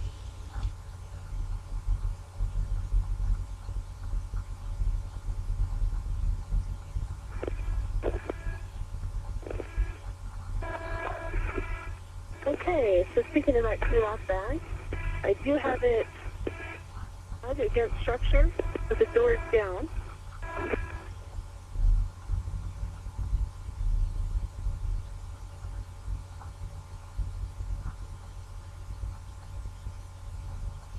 Copy, Christina, and 1 minute 30 seconds to sunset. And Jessica, Elizabeth, because, wait till you're here, tell me what you think about this. Could make this flap by extending between that tube and the other side of this handrail. I think that's maybe what I do. But, yeah, because the SU is a little bit shallower, it makes the bag of the doors a little bit kind of at an angle, not flat against structure. I see that. I think that's what, I think it achieves most of the aim of putting them against structure, but to be 100% sure, I'm going to move this.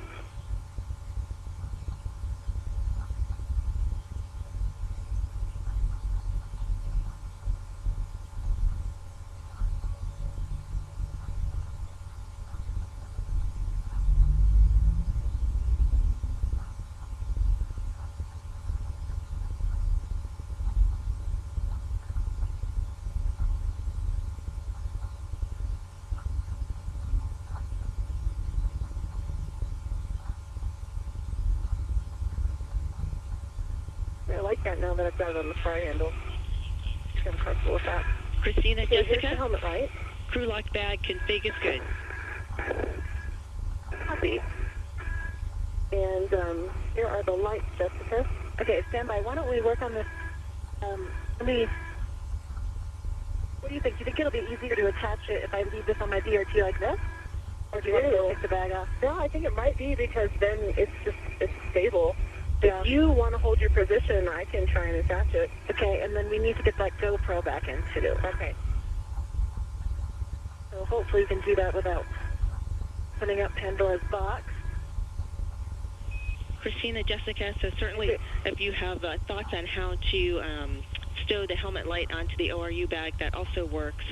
The suggestion here is to use have the gimbal light assembly be on the front of the bag and the back of the bag, so that the small ret that's stowed towards the lid of the bag, you can use that large hook to go around the gimbal, the interface between the battery and the light.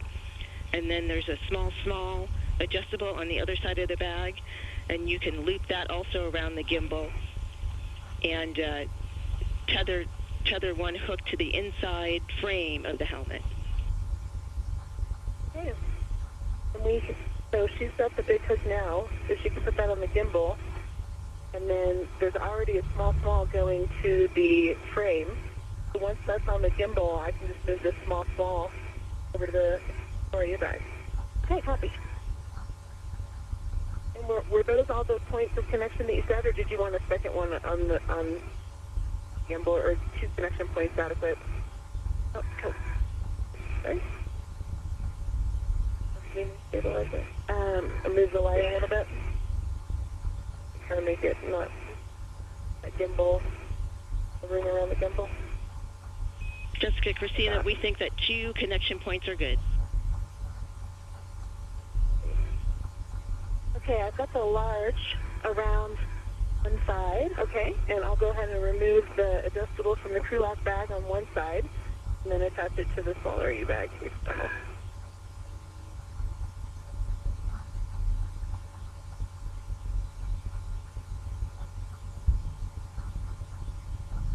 You want to, let's get that camera in first, because, okay, I think that might be, and another option, if they would be amenable, is to just have someone put it on their swing arm for the way in, or even, or do you think it, oh, I think it actually looks like it might fit right in right here. It will fit, okay. Yeah, I mean, I came out in it, so. But, yeah, but, I'm going to loosen this. Okay. Try and put it in. Okay. Like you said, without letting it step out. I'll try to hold the lid here. If you can stuff it in, then we'll see if this works. Perfect. And if stowing the GoPro inside the bag does not work, Christina's swing arm is also a good option. Copy.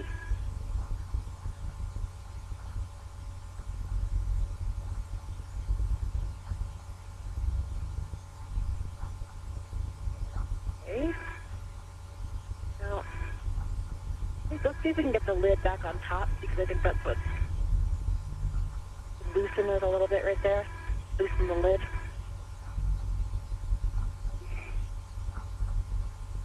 Okay, this. Okay, loosen. Now tighten it. I'll keep a hand on it, okay?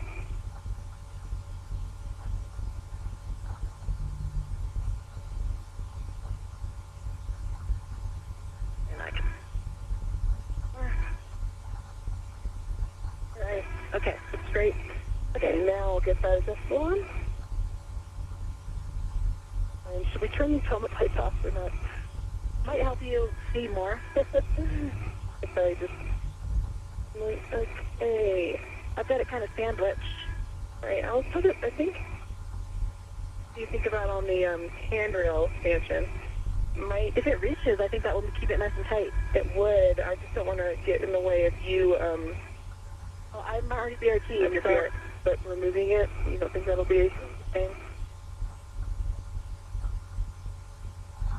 I think it should be okay removing the BRT, and we can leave it on, so inside, leave it on the rack.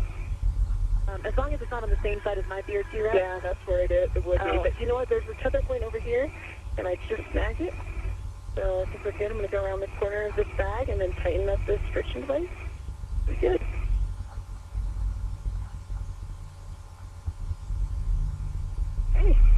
Hey, good job. Nice and tight. Have a beacon. BRT beacon.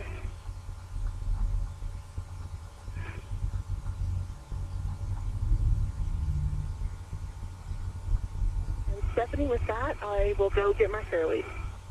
And Christina, do you think that looks like a good position here? I do. Yep. We just saw Jessica Meir and Christina Cook reattaching that light and video system, the portion of Christina Cook's helmet that became detached earlier in the spacewalk. The inconvenience set them back about 30 minutes, but the team worked fast enough that they were able to make up that time and then have some extra to accomplish their get-ahead task.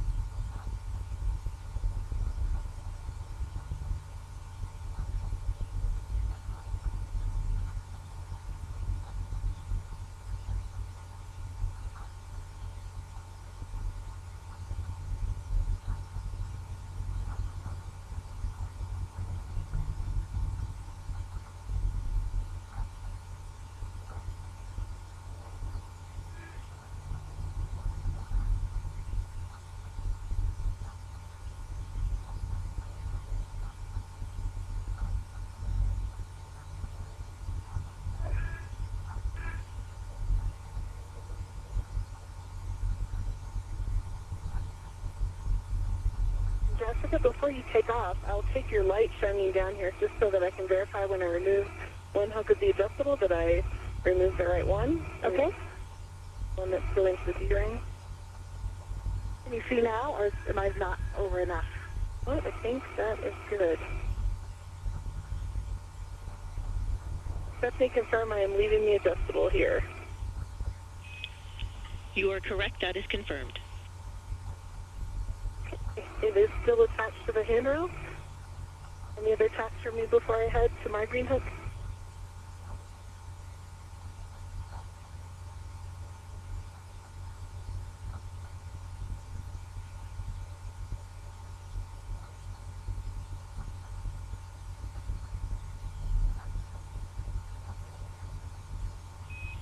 Christina, once you're happy with retrieving your fair lead and leaving the adjustable, you can also translate to your green hook, P65388.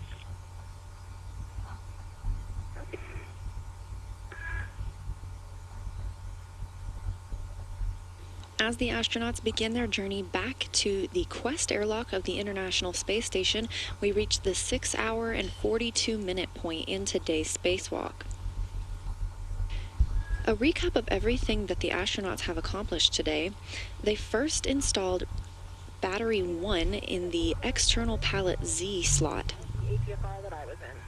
This meant removing the nickel hydrogen battery from its current spot on the integrated electronics assembly. They then moved battery F into slot 1, battery F being a new lithium-ion battery, and moved on to battery 2. That's a nickel hydrogen battery that was moved to the external pallet in slot F. And the adapter plate that had been in slot F was moved to slot 2 of the integrated electronic assembly.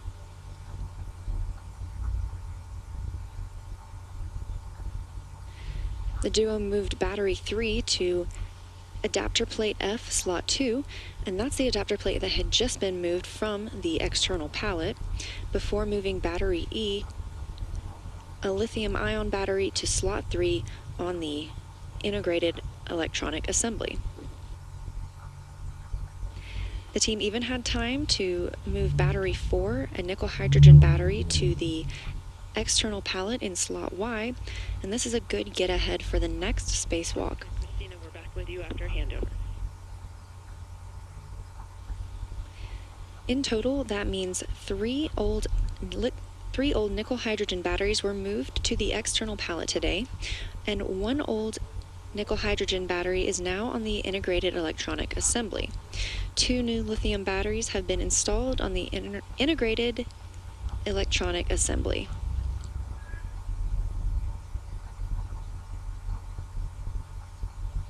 In the next spacewalk, scheduled for January 20th, and just a few days from now,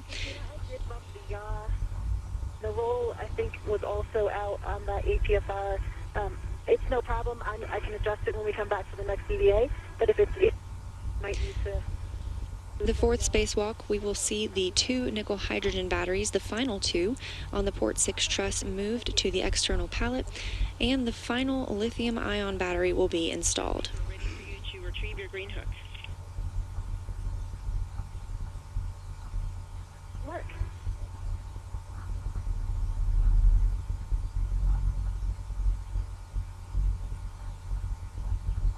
Do we have any need to put this back into config for robotics reasons? It's away from the AP, so I think it's okay, but Stephanie? Checking.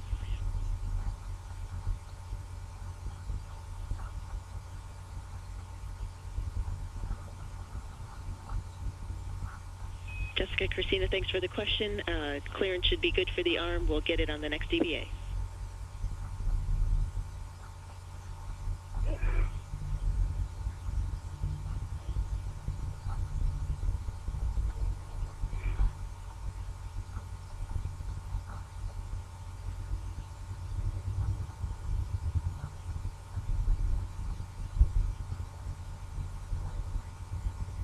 I'm right next to you. Copy.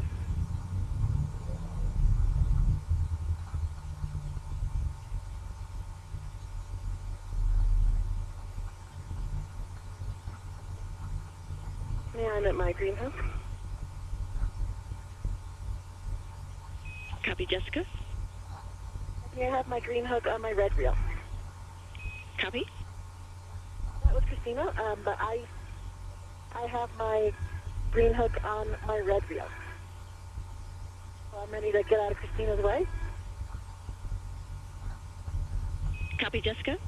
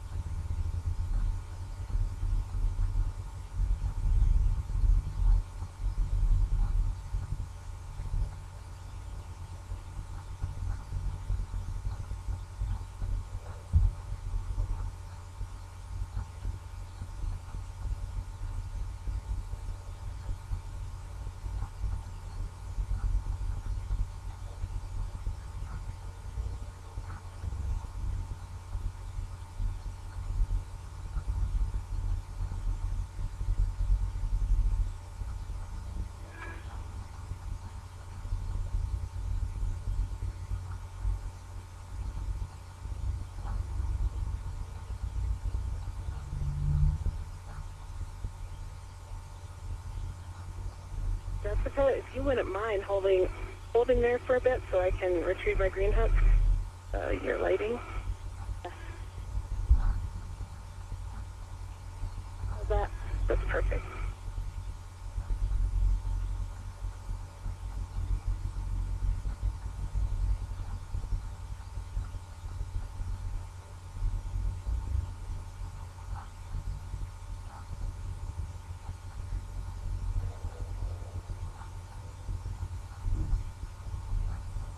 Okay, and I retrieved my green hook. We can head in. Okay, and I can see that we have a loop around our tethers right now.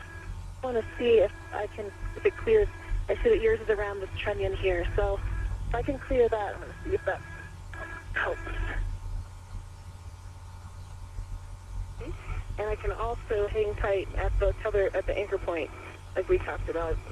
Need to do a twist there.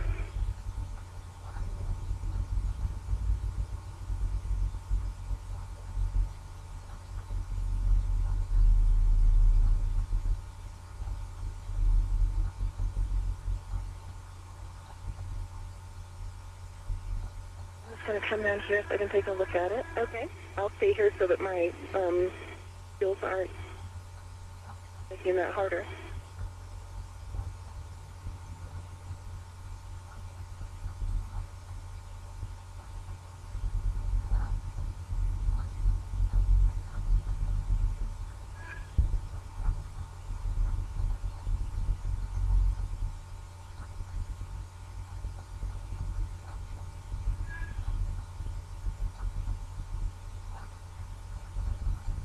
So I can see that the tethers are twisted inboard of me. I don't know that it's going to matter when we get back to our anchor hooks. Right now, they're both functioning, they're just twisted around each other. Okay.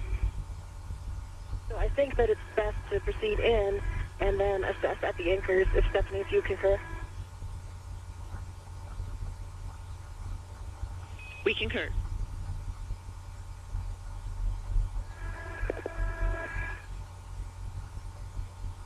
Okay, copy.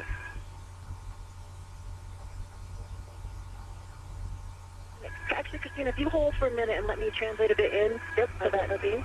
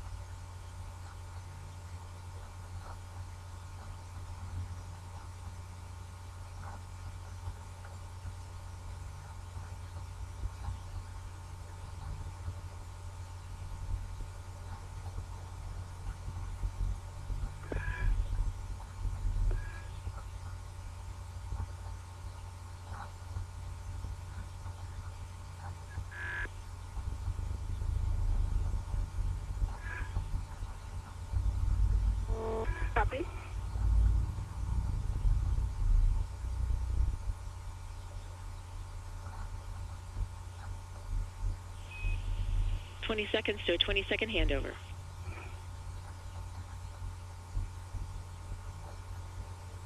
Copy.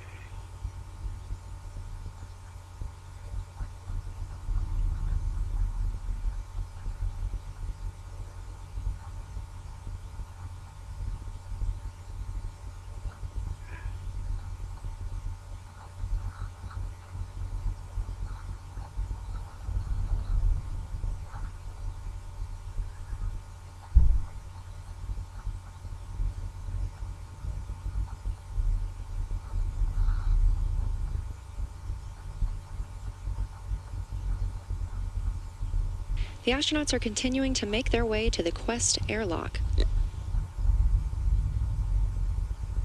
Christine, if you hold there again, when you're too close, I think your tether gets really loose. It is right in front of me, so I keep almost getting caught in it. Yes, okay. I will hold for longer. Sure thing. I'll wait till you're waves inboard. Once both astronauts have entered the airlock and closed the hatch, repressurization will begin, and that's when we mark the end of the spacewalk.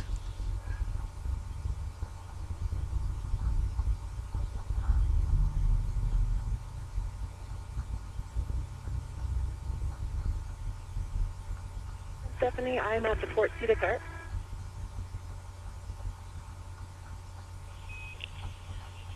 Copy that. And Jessica?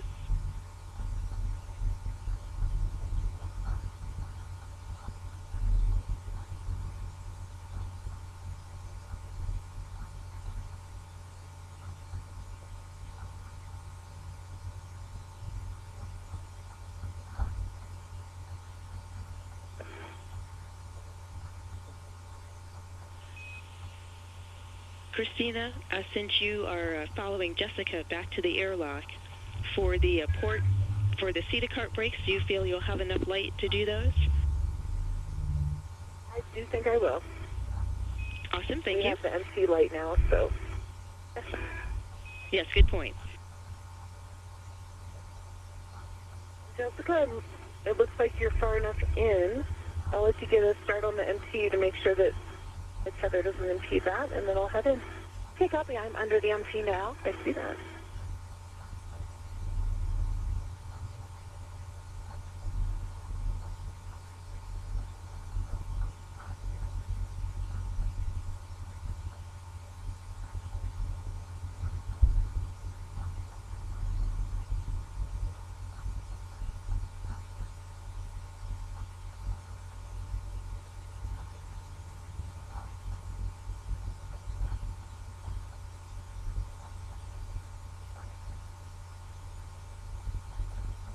And I am on the port side of the port Theta cart. I see a pedal.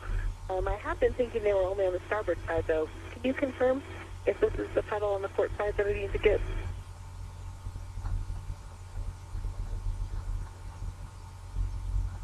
Checking.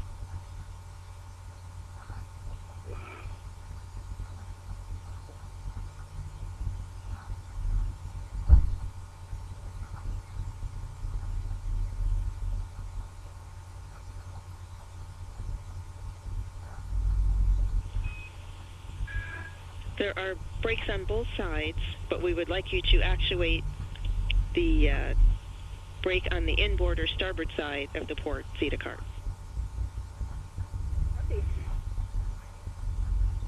And to be clear, the brake release 2 times. See that.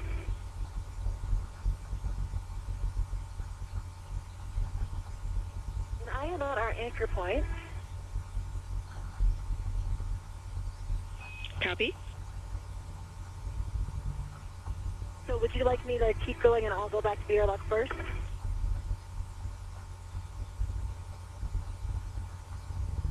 Checking. So how does the twist situation look? Yeah, stand by. Look. And the brake pedal has been pressed all the way down 2 times. And there's no more twist, Christina. So yeah, it worked itself out after the anchor point. Copy, Christina. That was on the port Theta cart, and we'll be looking for the same on the starboard. And Stephanie, if you did copy, there is no longer any twists. I can see that both of our anchor hooks are clear. We copy no twist, and Jessica, you can continue to translate to the airlock. You can place a fair lead on handrail 500. Okay, copy.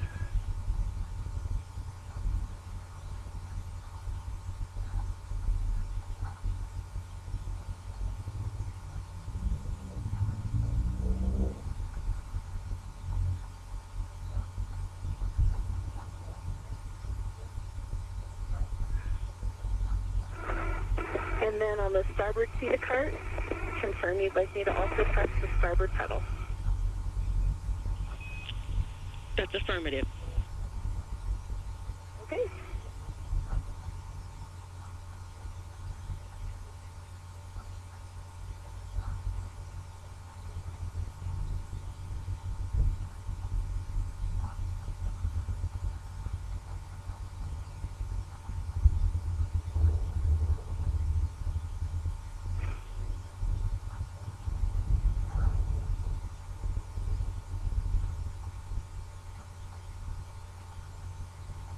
And that is complete. Copy, thank you.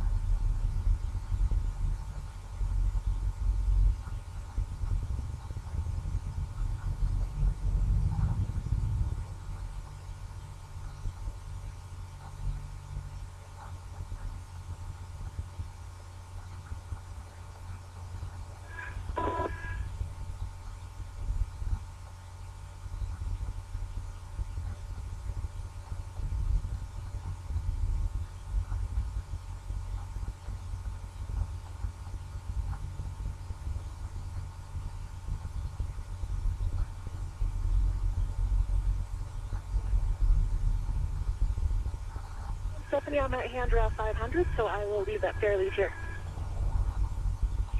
Copy, Jessica.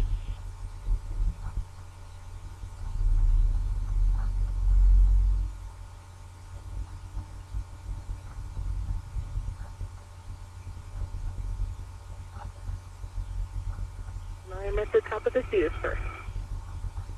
Okay, copy. 7 hours into today's spacewalk, and you can see the astronauts are now making it back to the Quest airlock. That's Jessica Meir, EV1. In your picture right now, you can tell because she's wearing the spacesuit with the red stripes around the legs.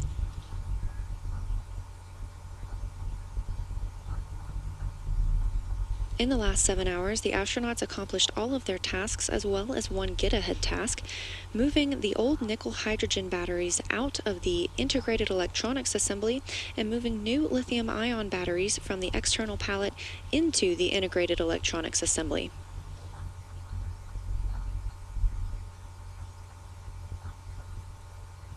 Today's spacewalk was continuing work that began last fall when they were already moving nickel, hydrogen, and lithium-ion batteries, updating the power supply on the P6 truss. And the work on the P6 truss is not finished. On Monday, we will see the next spacewalk where the final 2 nickel hydrogen batteries will be removed and the final lithium ion battery will be put into the integrated electronic assembly.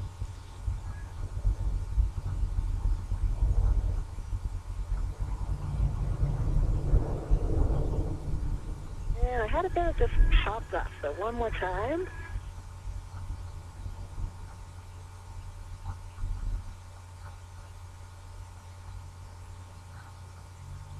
And also put it on as I go by if you want to start working on getting the smaller U-bag in and whatnot. Okay, stand by. Okay.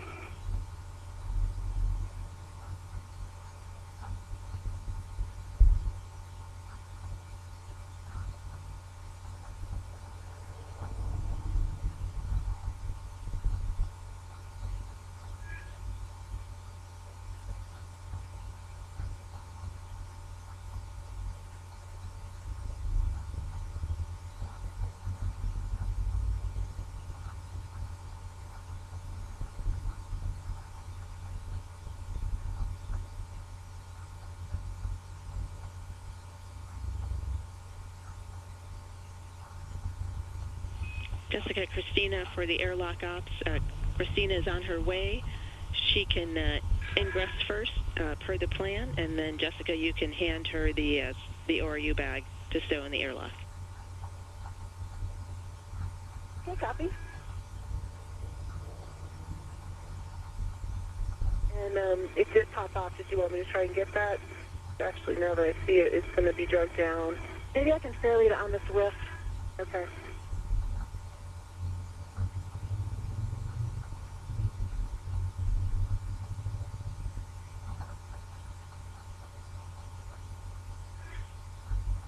That's so much pull. Yeah, I know exactly what you mean because it's so extended.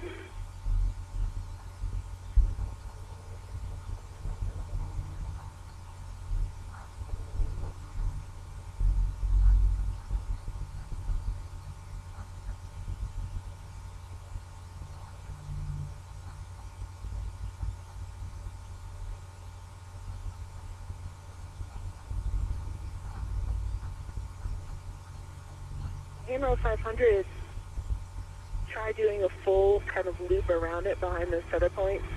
Yeah. Okay. Let's see if this works once I come down. Got one around the Swift. It might not be out of your way enough. I'm going to make it worse. I think it's right there on the ELC side. I mean, sorry, on the ESP2 side. I think if I flick it off, it's going to be better for you. Jessica, Christina, fair lead is not required.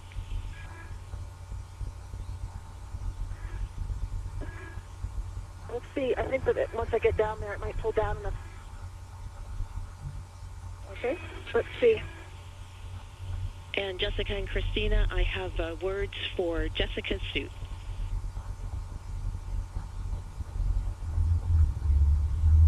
Ready to copy? We are coming up to the end of the EVA, and as you might expect, we are PET of 7 hours, 5 minutes. In about 10 minutes, Jessica, you may receive a BAT-B decay message. That means you'll have 1 hour of battery power remaining. You can fix the problem by connecting to SCU, taking the UAA power EV1 to on, and also the power switch on your DCM to SCU. Okay, copy. And I am at the airlock. I'm going to open the thermal cover. Okay, and I am ingressing by the area that has your safety cover, so I think it's clear. Yeah, I can see it right now. It is behind your feet. Okay, so if you stick toward the wheel, copy.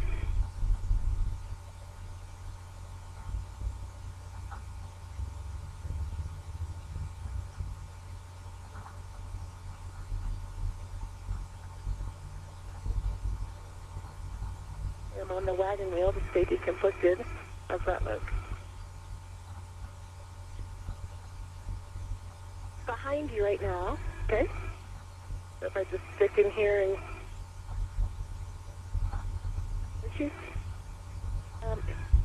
Let me see. Veer plus. Stand by. Okay, you're free now. I've got it pulled up above you. Copy.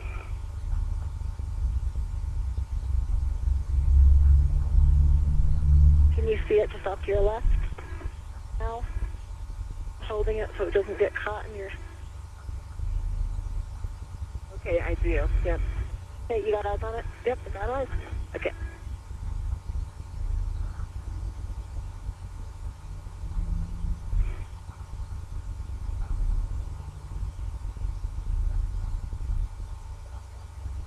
If you'd like, I can ingress, and then if you want to hand me that, or if you want to go ahead and stow it, then I'll just stand by. Away.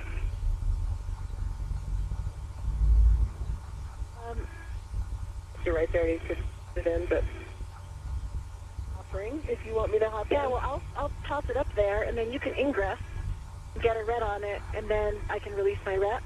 Okay. So we'll have the tethers look right now. I can move to the aft. Get out of your way. Go ahead, and if you do that, I'll get an eye on them. I'll get a good look going up the seats first.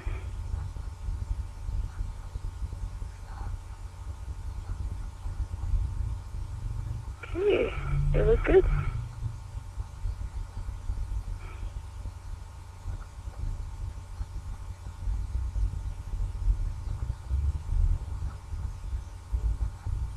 As you can see, the thermal hatch cover is open, and the astronauts are now ingressing the crew lock portion of the Quest airlock. That's NASA astronaut Christina Cook heading in right now. You can tell she is EV2 today, wearing no stripes on her spacesuit.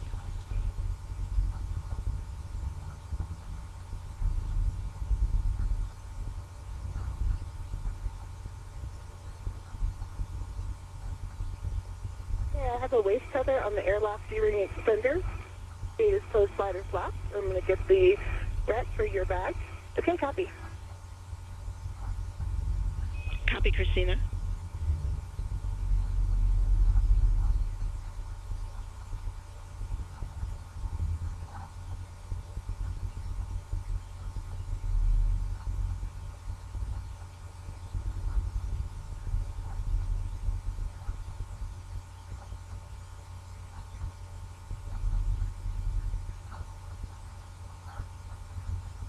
Okay, the bag is ready to the airlock. I'm going to release your BRT tether if you're ready. Okay, I'm ready.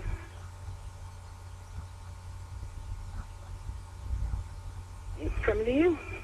Copy, I got it. Thank you. Stephanie, I'm going to go ahead and ingress. Copy that, and when you're ready, you can give Jessica a go to release green hook from the EV2 red reel. Okay, and I'm going to... For that reason, I'm going to kind of stay half ingress so she'll have access to my ball hook.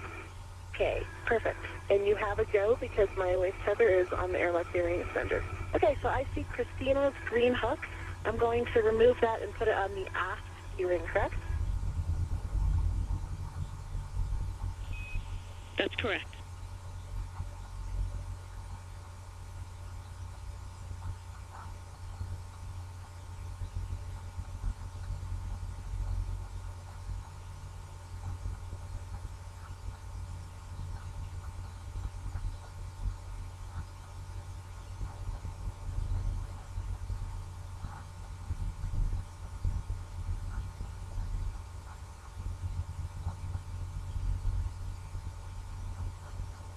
Okay, Christina's hook is on the aft. Okay. Gate is closed and slider is locked.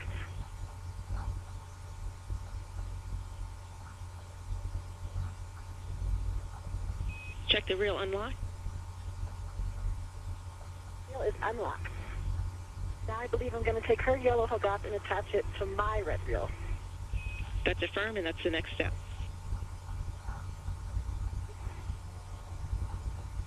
That's going to work.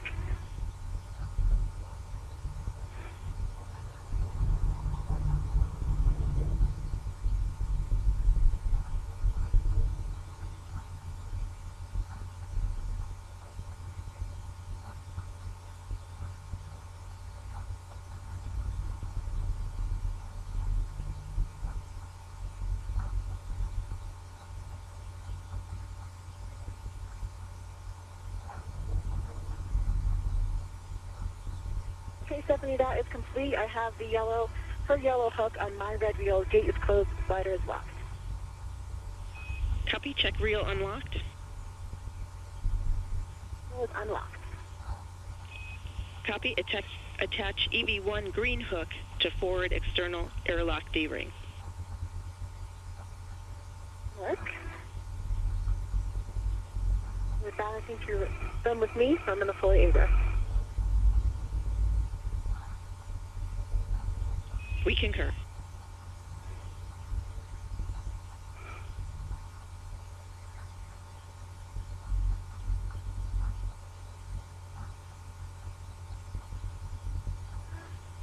Seven hours and 11 minutes into today's spacewalk, astronauts are finishing up equipment checks just outside of the Quest airlock. You can see Jessica Meir there in your screen, preparing to ingress. Extender. Gate is closed. Slider is locked. I'm just going to take a look back and make sure that we have a good config there still.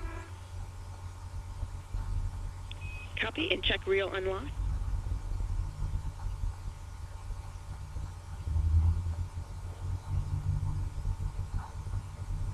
Reel is unlocked. Copy, release EV1 yellow hook and stow it on your mini workstation.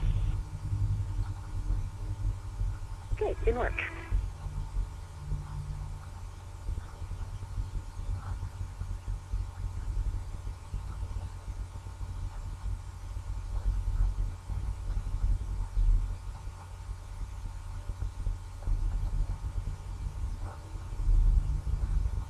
It's released and it is on my mini workstation. Copy that. Nice work. You can ingress the airlock, close the thermal cover, and attach the Velcro strap. See you in work. And Goose, I am fully port and forward for your ingress. Okay, copy. I have the bat-volt decay message.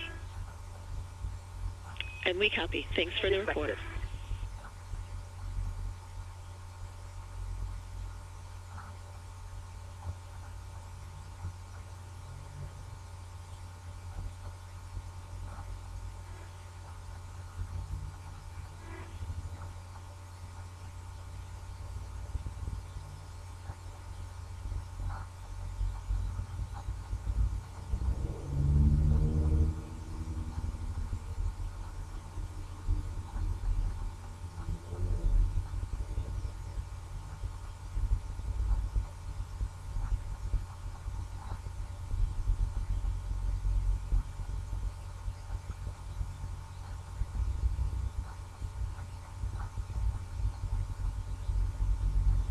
Hey, Christina, I'm going to come in feet first.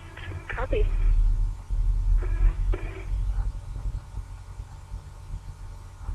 Jessica Meir now ingressing the hatch as the space station flies 259 statute miles south of the Marshall Islands.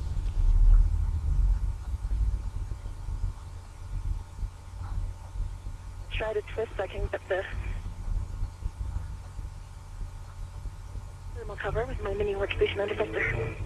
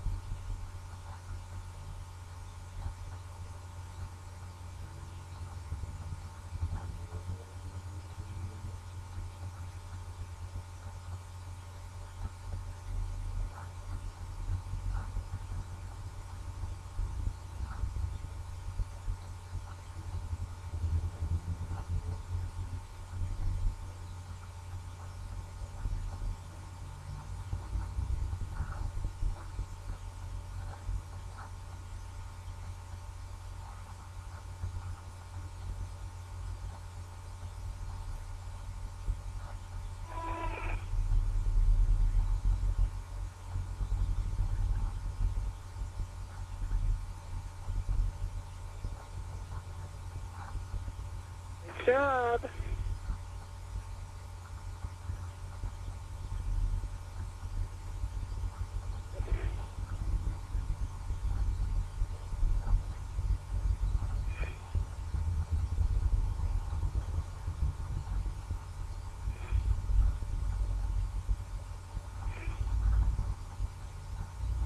sure if you can see what I'm bumping up against here. There we go. Nothing that I can see on my end.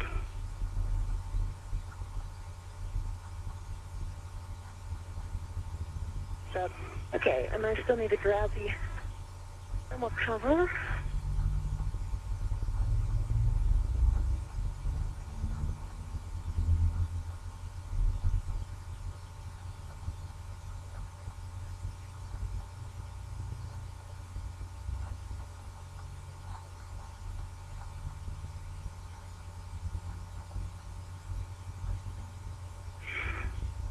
As Jessica Meir makes her way into the hatch to close the thermal cover, we had a nice view of the Northrop Grumman Cygnus vehicle, a resupply craft scheduled to depart the space station on January 31st.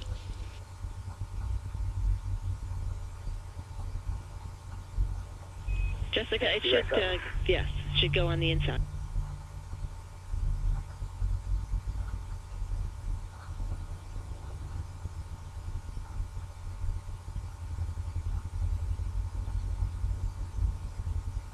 The thermal cover's closed and the Velcro is in place. There is some potato chipping, but I think that's expected. Copy all and expected. Nice work.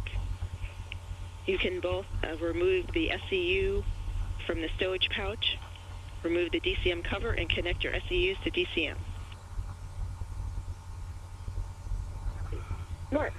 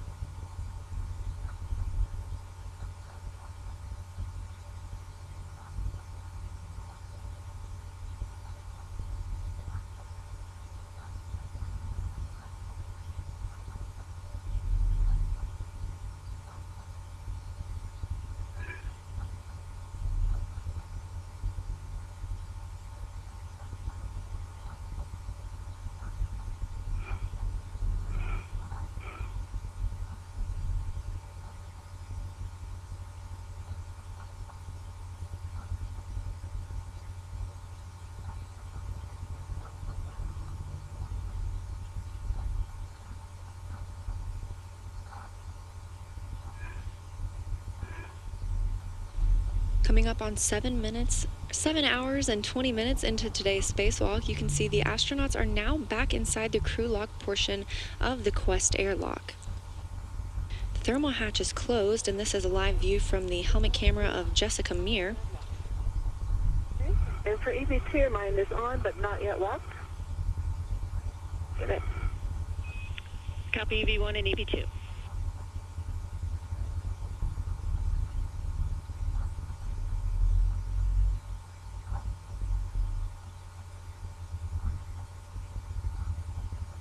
They have a few more suit checkouts before they will close the hatch and begin repressurization. Copy EV2. For EV1 and EV2, you can take your water switches to off OFF in the forward position. Expect water is off message.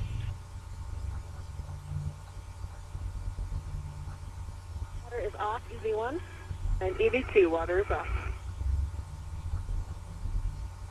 Copy. That starts the 2-minute timer, and in the meanwhile, Jessica, you can verify outer hatch is clear of hardware and verify the hatch handle per the decal. Begin work.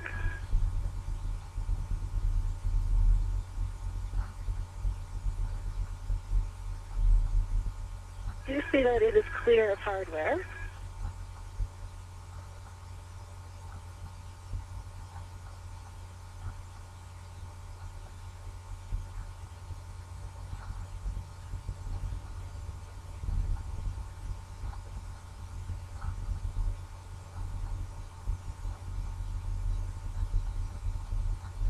What am I verifying on the handle?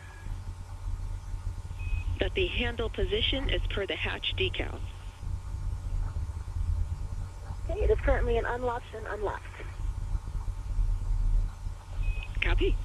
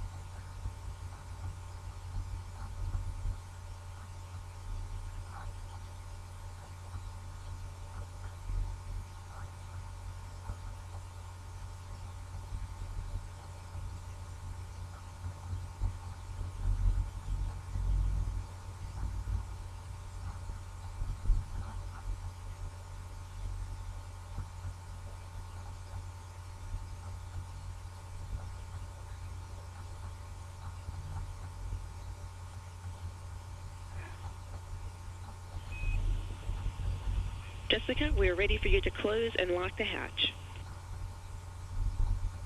Okay, copy. In work.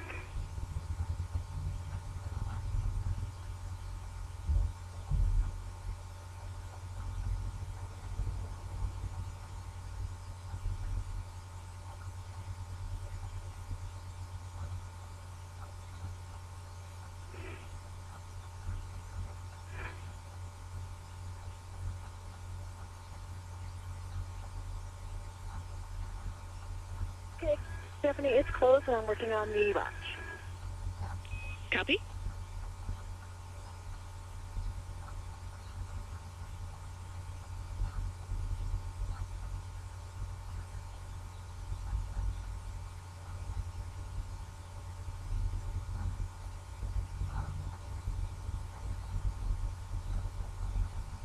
Fully latched, and it's locked. Copy. Hatch is closed and latched. Nice work. This transitions us to the repress cue card, and we have a few checks. So EV1, EV2 on your DCM, check SCU connected to DCM. EV1 SCU is connected, and EV2 check. Check your water switches in off, OFF. Water is off, OFF EV1. EV2 water off. Jessica, on the crew lock, check the EV hatch closed and locked. The hatch is closed and locked, and the MPEB is closed. Copy. Christina, on the UIA, check oxygen EMU 1 and 2 valves in open. Oxygen EMU 1 and 2 are open. On the UIA, take power EV1, EV2, 2 switches to on. Okay. 1 power on, EV2 power on, and I have 2 green LEDs, 1 for each. Copy. 2 green LEDs. Check power EV1 and 2 volts between 18 and 19. They're both 18.6. Copy. 18.6. On your DCMs, check your take your power switches to SCU. Expect a warning tone. Copy.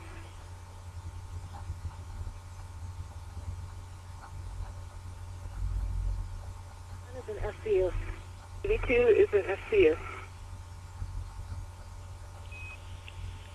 Awesome job. On behalf of the 4B P6 battery EVA ground team, we'd like to thank you for your work today. We made great progress towards upgrading the batteries on the 4B side. You're both awesome. Nice work. Thank you very much, Stephanie. We love working with you. It was truly amazing for Christina and me to be back out here today. We've been talking about it a lot, and it was really something we were looking forward to. Thanks very much, both Luca and Drew, for getting us out the hatch safely and back inside. And as always, Stephanie, to all of you down on the ground, we profusely thank you for our immense and invaluable ground and support teams for making this all happen. And last note, we'd also like to congratulate the newest official members of the Astronaut Corps, the Turtles, on graduating from their astronaut candidate training program last week. Kayla, Dina, Raja, Matt, Bob, Woody, Johnny, Josh, Jasmine, Laurel, Frank, Jenny, and Jessica. We are so excited to witness your contributions to human spaceflight. Jessica, thanks very much. There's smiles around the room. Awesome words, and we'll hand you over to Luca and Drew.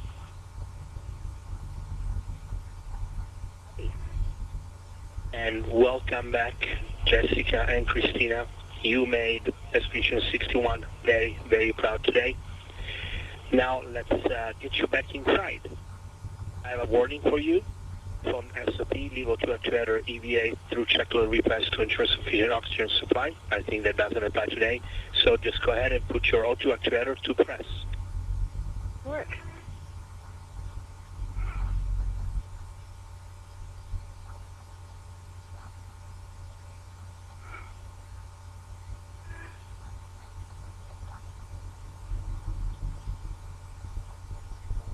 At 7 hours and 27 minutes into today's spacewalk, we'll now be awaiting the repressurization of the crew lock portion to conclude the spacewalk.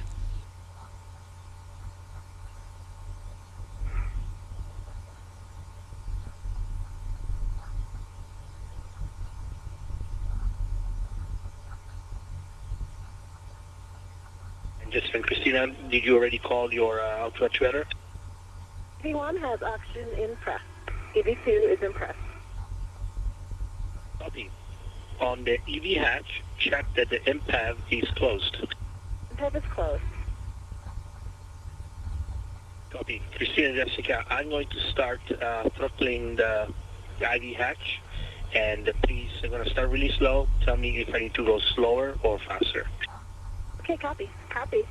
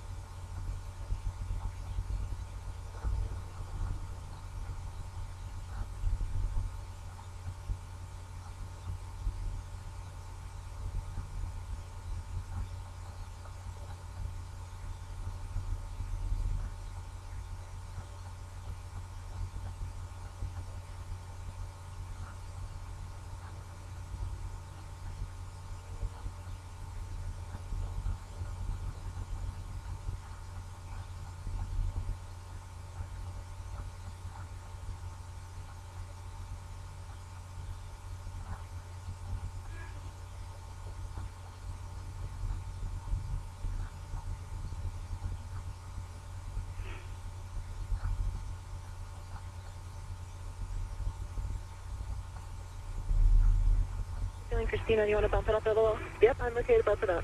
Okay, you can go a bit faster, Luca.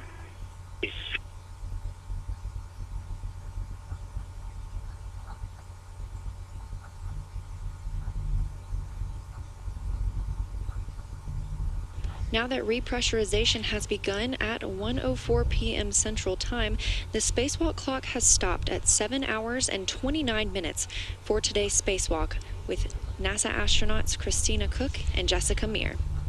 Jessica, Christina, I am at about 1/4 of the distance between off and norm. Copy. Hey, copy. Should we have them go to half, Christina? And that would be fine with me. And the rate's good for me. You can go to half, Luca. I show 1 PSI. Copy, 1 PSI.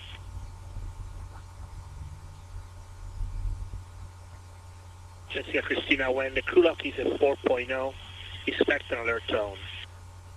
Copy. And I copy. Also, when the crew lock will be at 5.0, I will turn the hatch equalization valve to off, OFF. Copy. Copy. As repressurization continues in the crew lock portion of the Quest airlock, you can see here in the equipment lock portion, NASA astronaut Andrew Morgan near the front of your screen, and Commander Luca Parmitano helping the astronauts, NASA astronauts Jessica Meir and Christina Cook complete the end of their spacewalk. Once the crew lock portion is fully repressurized, Morgan and Parmitano will open the hatch between the equipment lock and the crew lock and bring the astronauts back in. They'll also help them doff their suits.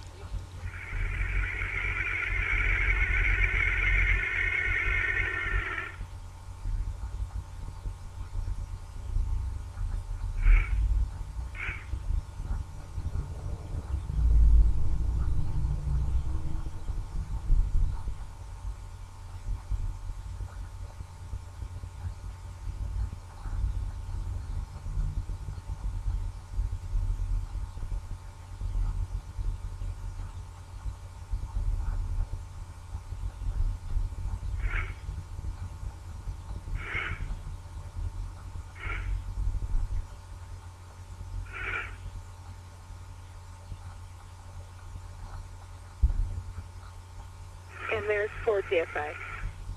Copy 4.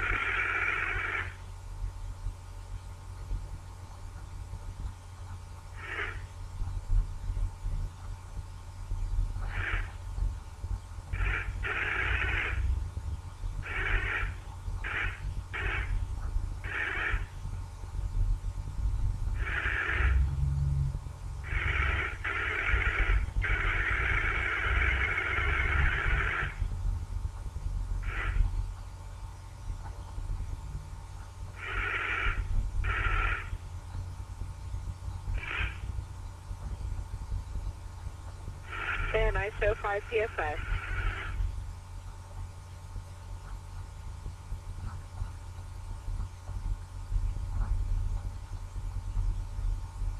Jessica, Christina, we are going to stop for 2 minutes.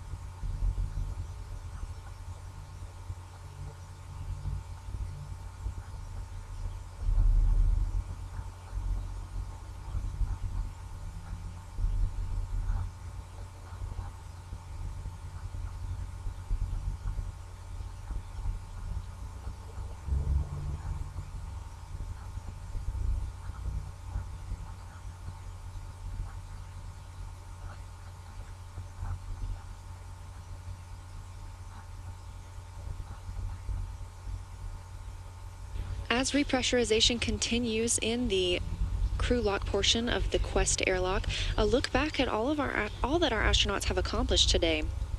They first moved nickel hydrogen battery number 1 to the external pallet from the integrated electronics assembly, then moved battery F from the external pallet, this is a lithium ion battery, to slot 1 on the IEA.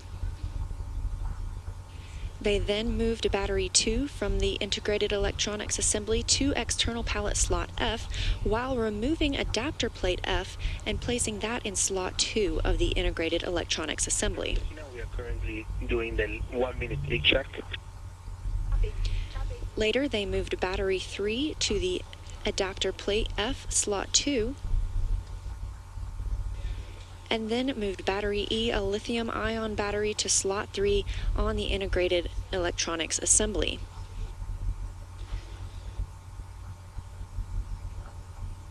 In their get-ahead time, the astronauts moved battery 4, a nickel hydrogen battery, to the external pallet where it will be disposed later.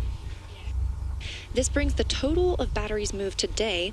There are now 3 old batteries, nickel hydrogen, on the external pallet that will be disposed, 1 old nickel hydrogen battery being stored on the integrated electronics assembly, and 2 new lithium ion batteries on the integrated electronics assembly as well. EV2 heaters are off. Check your gloves for contamination. Contamination EV1. No contamination EV2. EV2, switch your O2 actuator to IV.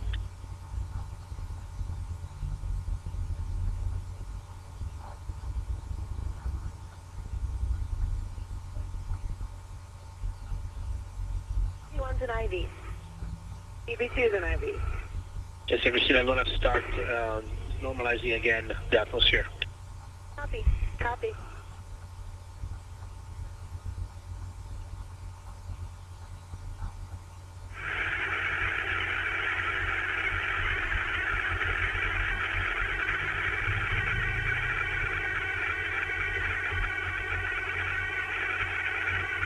Today's spacewalk was the 225th spacewalk for space station assembly and maintenance, and it totaled at 7 hours and 29 minutes. This was the first spacewalk of this year and this decade, and it's the 7th spacewalk during Expedition 61. However, there are 2 more planned for this expedition. And of these 7 spacewalks, they have totaled at 47 hours, 46 minutes so far. Today was the 2nd spacewalk for Jessica Meir, and she now has 14 hours and 46 minutes of spacewalking time. It was the 5th spacewalk for Christina Koch, who now has 35 hours and 17 minutes of spacewalking time. Today's spacewalk lasted 7 hours, 29 minutes, and if you total up all of the time spent at the International Space Station on spacewalks, you'll get 1,415 hours and 12 minutes of spacewalk time. That total equals 58 days, 23 hours, and 12 minutes of time outside the hatch. 9.0.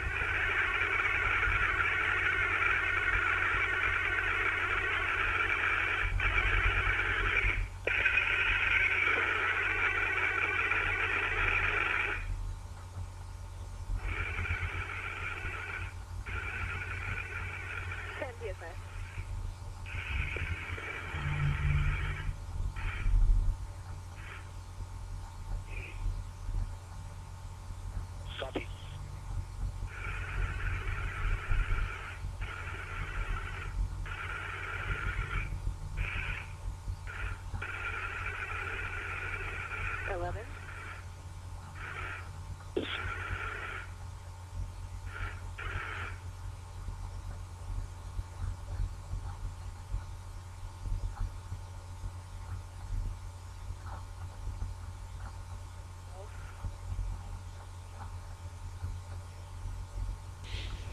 To correct that, today was actually Christina Koch's 4th spacewalk. She now has 35 hours and 17 minutes outside the hatch. It was the 2nd spacewalk for Jessica Meir with 14 hours and 46 minutes. But they both have another spacewalk planned coming up for this Monday, January 20th, when they will continue the work on the P6 truss. They will remove the final 2 nickel-hydrogen batteries and replace the final lithium-ion battery.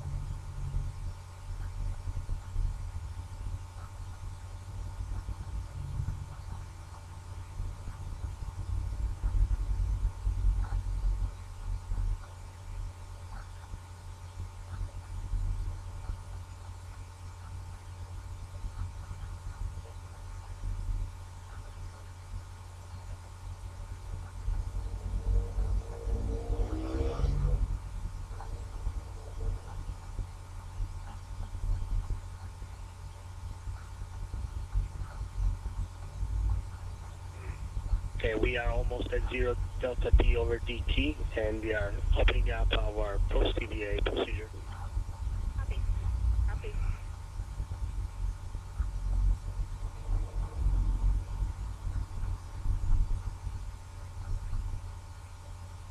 One more, Jessica. You're amazing. You look good in red. Man, you're amazing still.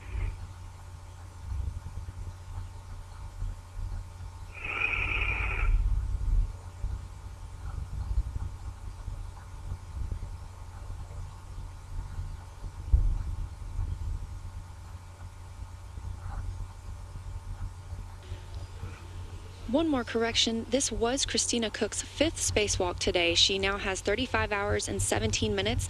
It's also the day she moves into 8th place for the all-time U.S. astronaut list.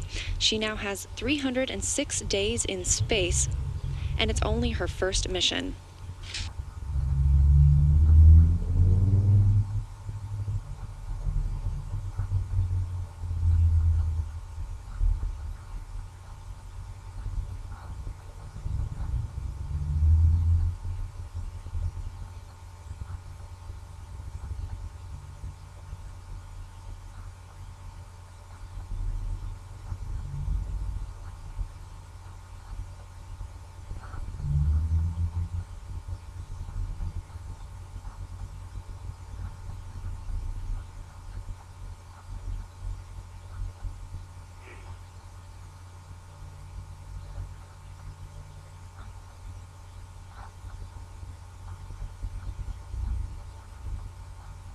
And with repressurization complete, the hatch has been opened, separating the crew lock and the equipment lock portion of the Quest airlock.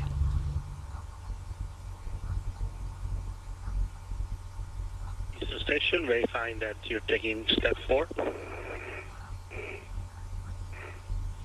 Affirmative, Lucas. Step 4 is in work. Work. Nice hearing your voice, Mark. Nice hearing your voice too, Jessica. I think that was you. Your voices sounded strangely similar to each other today. You got it right.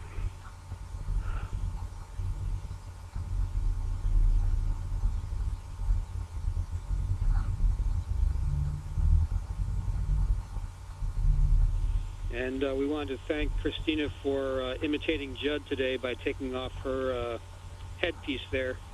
Also, I guess you could say you're trying to show respect to Luca as well.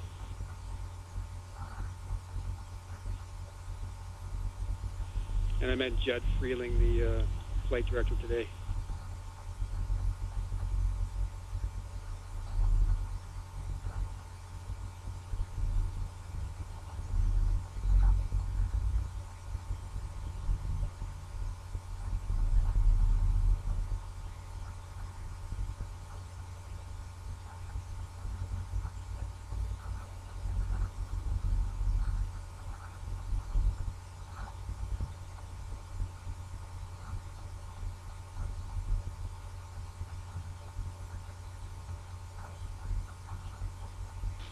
You can see Luca Parmitano and Andrew Morgan bringing Christina Cook into the equipment lock portion of the Quest airlock.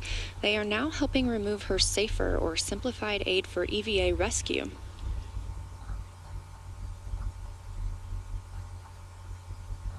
The SAFER is that compressed nitrogen-powered backpack.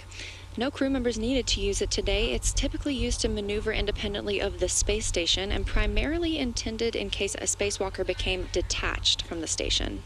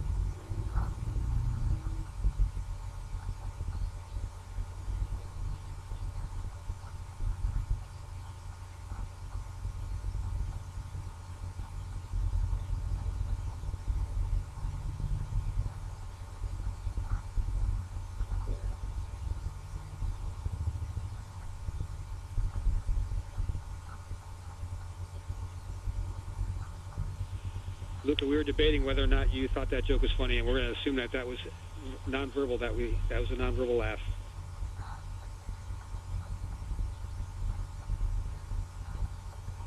I thought it was a joke. I think I'm really honored to be remembered. Well, we're glad you took it that way. That's outstanding.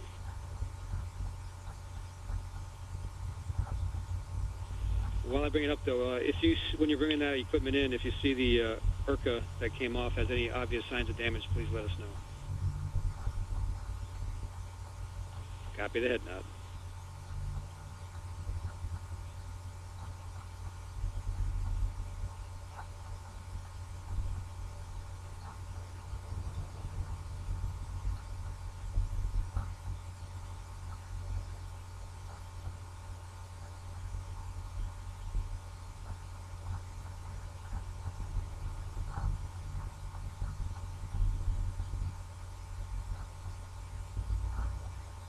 And now Luca Parmitano and Andrew Morgan moving EV1 Jessica Meir into place in the equipment lock portion of the crew airlock, and also removing her safer backpack.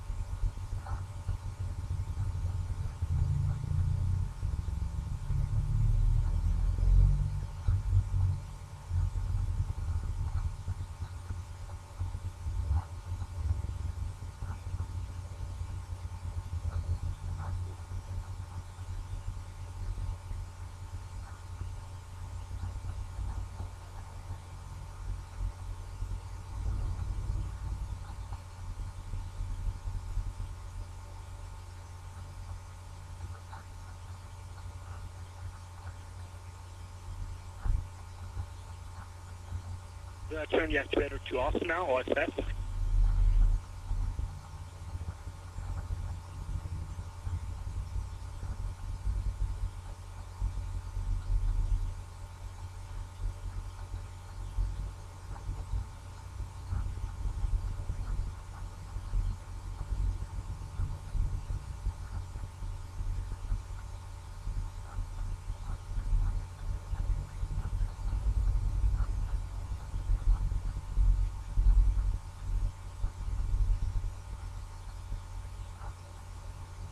Suspension airlock on 1.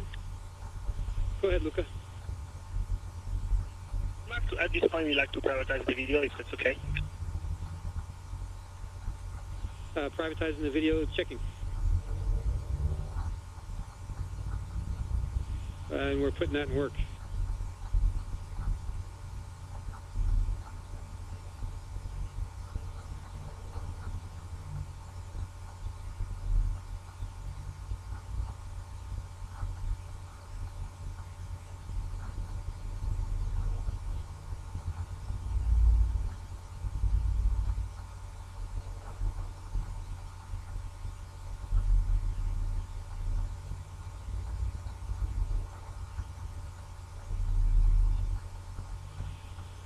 And Luca and Drew are making sure that the video is not going outside the building, if that's okay.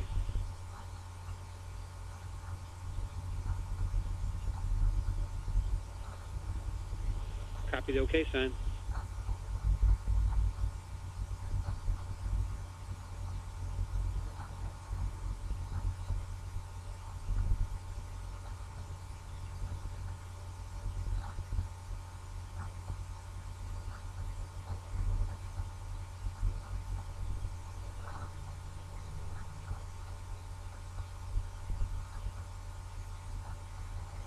Houston airlock on 1. Can you just confirm that EV1 and 2 are not hot mic anymore? They are not hot mics.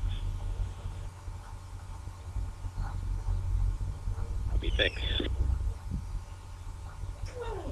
However, the video is still public. We're working on it, though. During today's 7-hour and 29-minute spacewalk, NASA astronauts Christina Cook and Jessica Meir moved 3 old nickel-hydrogen batteries to the external pallet to eventually be disposed, stowed one on the integrated electronics assembly, and put 2 new lithium-ion batteries in the integrated electronics assembly. This sets them up for their next spacewalk together on Monday, when they'll install the final lithium-ion battery and remove the final 2 nickel-hydrogen batteries from the 2B channel on the Port 6 truss.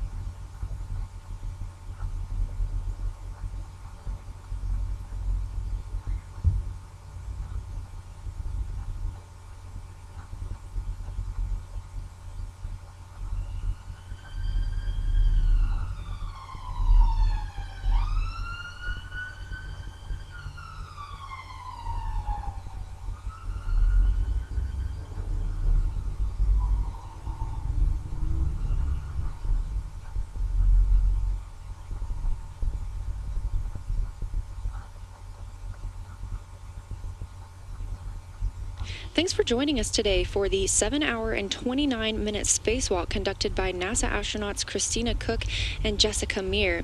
The video feed that you saw inside the airlock was terminated from the airlock by discretion of the crew, but there is no issue with the crew, and we had an extremely successful spacewalk today.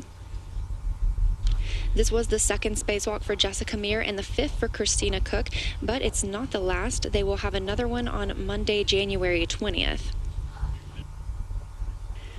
That's when they'll install the final lithium-ion battery in the 2B channel on the Port 6 truss and remove the final 2 nickel-hydrogen batteries from the Port 6 truss 2B channel.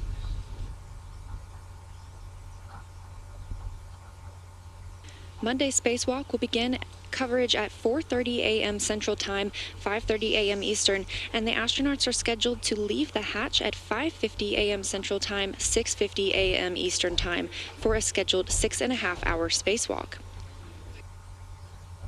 That's still not the last spacewalk scheduled for Expedition 61. There will be another on January 25th, a Saturday, to complete the work on the alpha magnetic spectrometer repairs. That's when we'll see Luca Parmitano and Andrew Morgan venture outside the hatch once again to complete that work.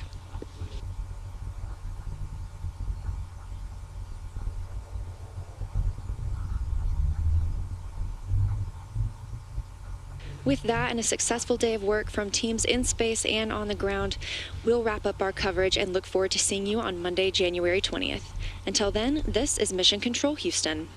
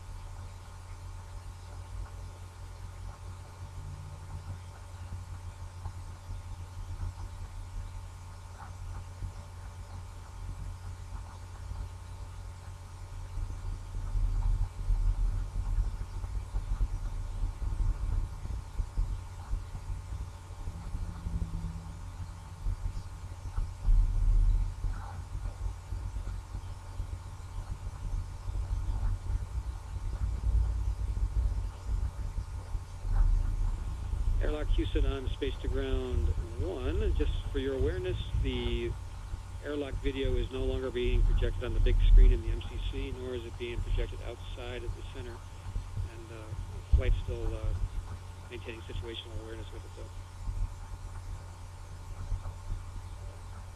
We all, Mark. And so at this point, we're going to start to do parallel ops and work through the procedure. We would like to have EV1's PMC available when we finish nominal ops. We know that there is one scheduled, but we would like just to be able to make it available for her immediately as soon as we get her desuited. Okay. Everything is under control. So we'll have a PMC capability ready upon request. Yeah, everything is good to go, and we're going to work through it and make sure we hit all the steps.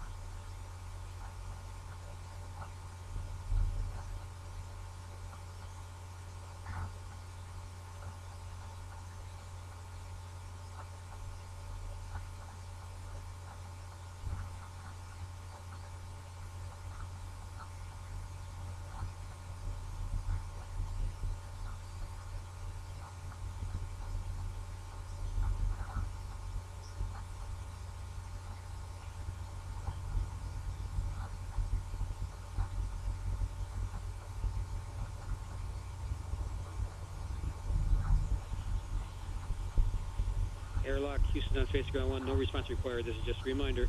Looks like you're all over it already, but pay extra attention to that biomed connection as you're disconnecting it. We'd like to know if it was out of config. And that's just for Christina.